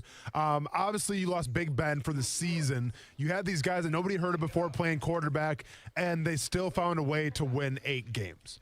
Not because of the talent on the field, and then granted, they saw their defense, but it was more because of just that culture that Mike Tomlin has done. And keep in mind, too, even though the season seemed like it was going to be a wash when Big Ben went down, they were still trying to make trades. They still had it in their mind that the end goal was a Super Bowl, even without Big Ben. That's the type of culture building, the type of head coaching that you want in Jacksonville. I think it raises the question a little bit, Brent, right? Because we've heard Lincoln Riley. We've heard Dabo Swinney a little bit. There's a lot of, I guess, schools of thought that say, hey, the next great coaches, they're coming from college. It's these offensive-minded guys. I guess it begs the question, though, do you think that these offensive-minded guys from college, maybe these quote-unquote younger guys, these player-friendly guys, are they good culture builders in the NFL? Yeah, I don't know, but my mind went there, okay? If I think culture builder, I think of college coaches. And I think of those guys that know how to do that. I don't know if it translates all the time. Fair question. I think it's also building the right culture. Listen, Urban Meyer builds cultures, but I'm not really sure you like what you have 5 years later, Yeah. Seriously. No, I mean, he's proven that. Yeah. And now, Dabo Swinney, if you look at what he's done, and he might be a little dadgum and, golly gee for you, but that Clemson wasn't even on the map, man. I mean, they weren't even on the map anymore. They hadn't been for 25 years, maybe more. Yeah. And what he's been able to build and do, right? And I do think you can do more of that at the collegiate level. It's easier to do it at the collegiate level. It's not easy, but it's easier. And so my mind does go to college when I think about it, because I think what you've said about the NFL in the past is kind of probably true, and it bleeds into this kind of conversation is, okay, you're going to go get somebody who's been around the NFL game, and they're going to go hire people that they like and their buddies and the network that exists. Well, what are you doing? You're just like recycling everything, right? And saying, hey, maybe it will work here even though it didn't work great here, or maybe it worked for a year, but now let's see if it can go work over there. That's what they do in the NFL. This thing needs a reset.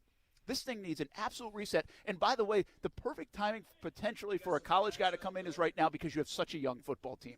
You know, it almost reminds me a bit of Brad Stevens and the Celtics. You know, Brad Stevens couldn't have walked in to Oklahoma City and done what he has and do what he's done, in my opinion.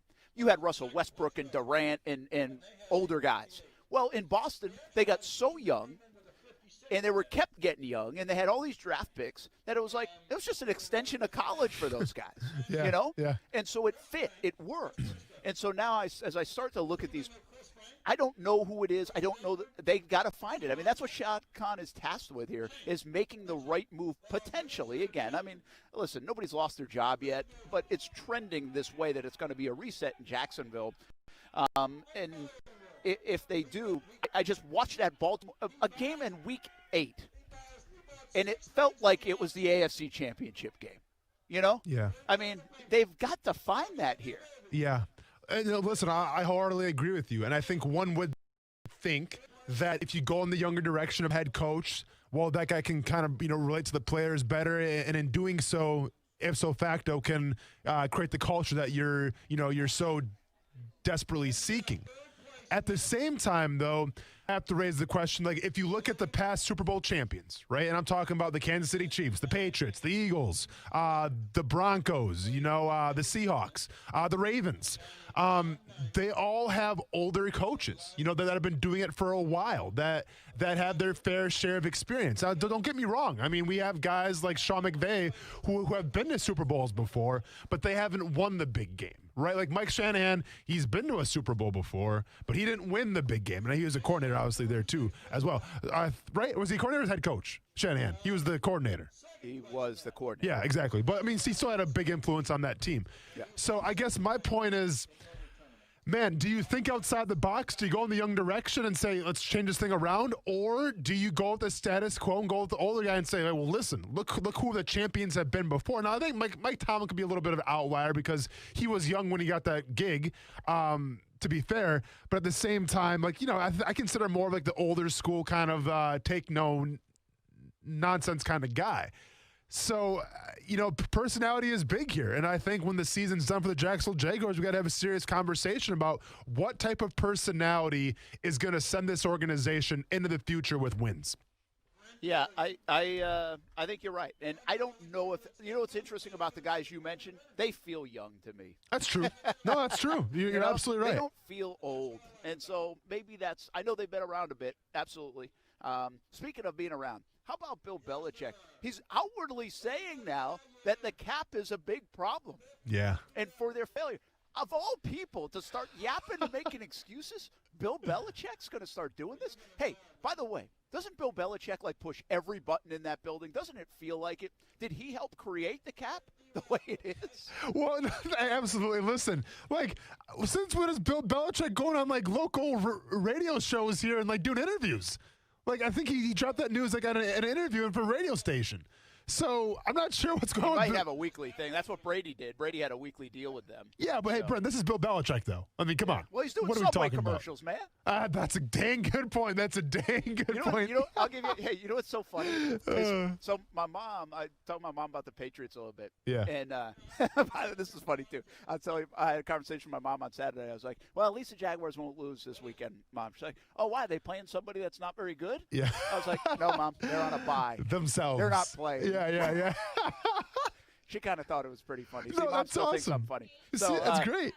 But what else she said was she's like, man, it feels like Bill Belichick is talking a lot. Like he won't stop talking now. Yeah. Like he's in news conferences. He's talking so much, and she's kind of pulling for like it's funny. It's like the temperature in New England where some people feel like, and keep in mind, Mom's like very casual here. She's not even like a Patriots fan, but she's just seeing like headlines and newscasts and stuff.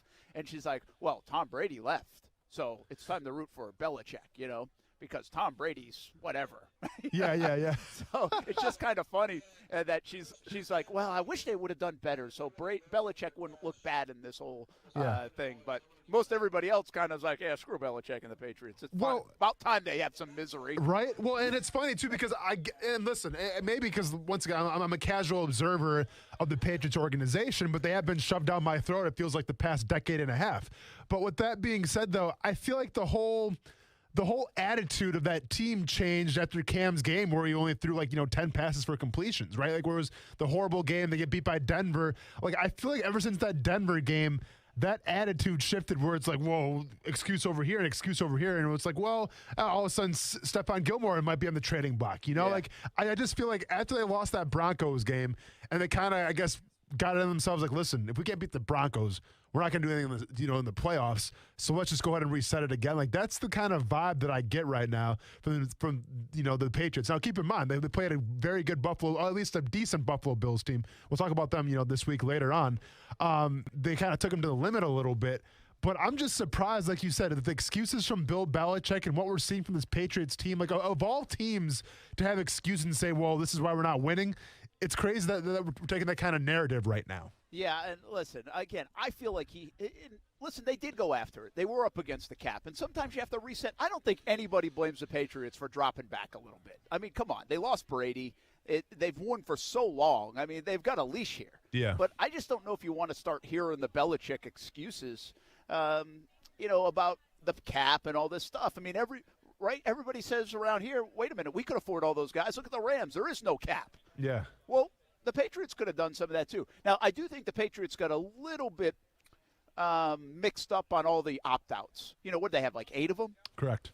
So they now had all this money freed up where they didn't expect to have money freed up and, whatever. But they waited on the quarterback situation. They didn't do anything. Belichick didn't move on the QB situation. They didn't even try to get anybody until Cam Newton came along for like $1 million. Yeah. Like they didn't go crazy in the draft. They didn't really try to work. It didn't look like, at least from the outside. So they just sat on their hands a little bit and I think Belichick now in hindsight's like, oh, well, that didn't work out. But we knew that was boom or bust with Cam Newton. It was either going to work or it wasn't. I think at least most people figured that. Hey, let's do 2 things before we end the show. Let's get it. One, let's reset. Jake Luton is going to be the guy this week for the Jacksonville Jaguars. He goes from not even backing up Gardner Minshew to being the starter on Sunday against Houston. Here's Doug Marrone talking about the decision. Jake's done a nice job. So I think Jake has a high ceiling, and, that's what, that's my opinion of him. I think not to take anything away from Mike, I got a ton of respect for him, and I told it to Mike, and I just said, I just want to see where this kid's at. So that's Doug Marrone talking about Jake Luton. He'll be the guy. Mike Glennon will be the backup. Gardner Minshew inactive. We're not sure how long he'll be out. We go back and forth on this Luton thing and what it means. Yeah. But the bottom line is we all agree, and I think all the fans agree, this is the right move. We want to see this move. We'd much rather see Jake Luton in there than Mike Glennon.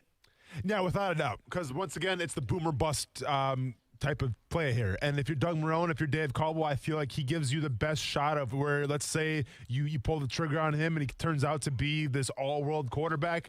We know that's something to point at and be like, hey, look at 6-round back-to-back years. Look what we have here now, thanks to us, right? I mean, we saw him kind of flex a little bit with James Robinson. They would definitely flex on another 6-round quarterback as well if he performs well. But once again, it's ultimate boomer bust. Guy doesn't have any preseason games underneath his belt. They're kind of throwing him in the fire a little bit, but it's kind of like we talked about earlier on the show. Pressure can either make diamonds or it can burst pipes. We'll find out with Luton.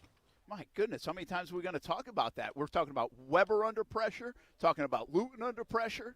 Gosh, can we get a plumbing company to sponsor the burst pipe segment of the day? I like that. Weber, we're taking you out on a sales call, my friend. Yep. That's it. I mean, come on, on top of who owns a plumbing business? Or a diamond company for the, make diamonds. And on top of the instructional video that we're going to have come out with Coos, Brent, and myself, where we talk about what to do in a football fight. I mean, we have a lot of money-making opportunities here, everybody.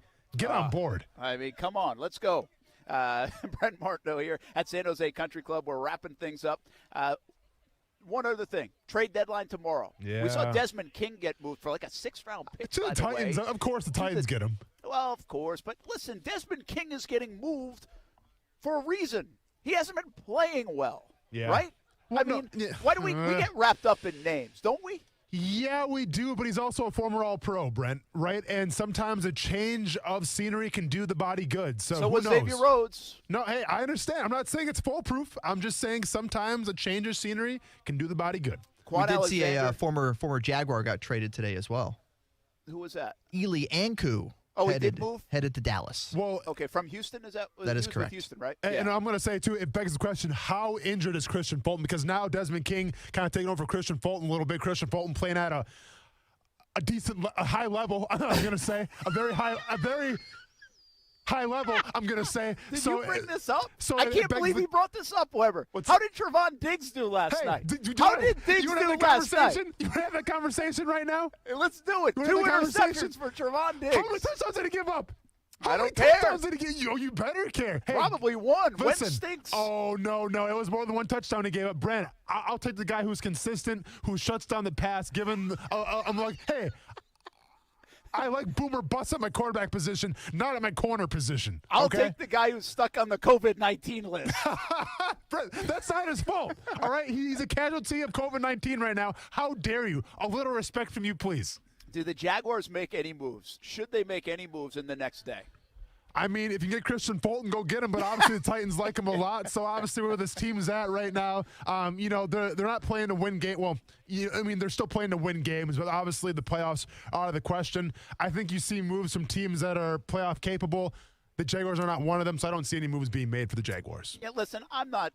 They have so many young guys. The whole Desmond King thing. I don't care that they didn't go get Desmond King right now.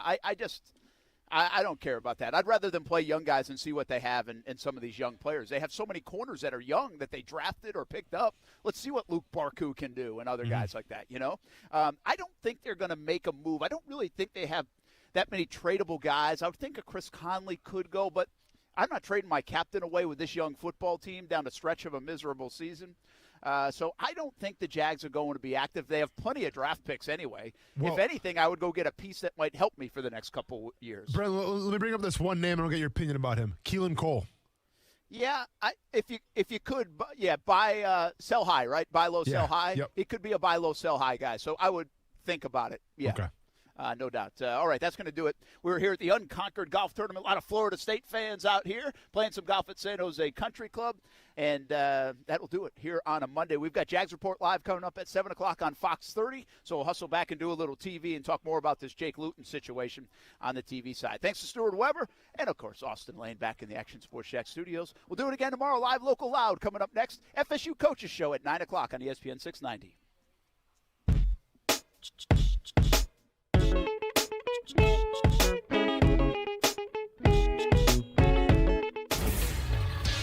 ESPN 690 Sports Center Update.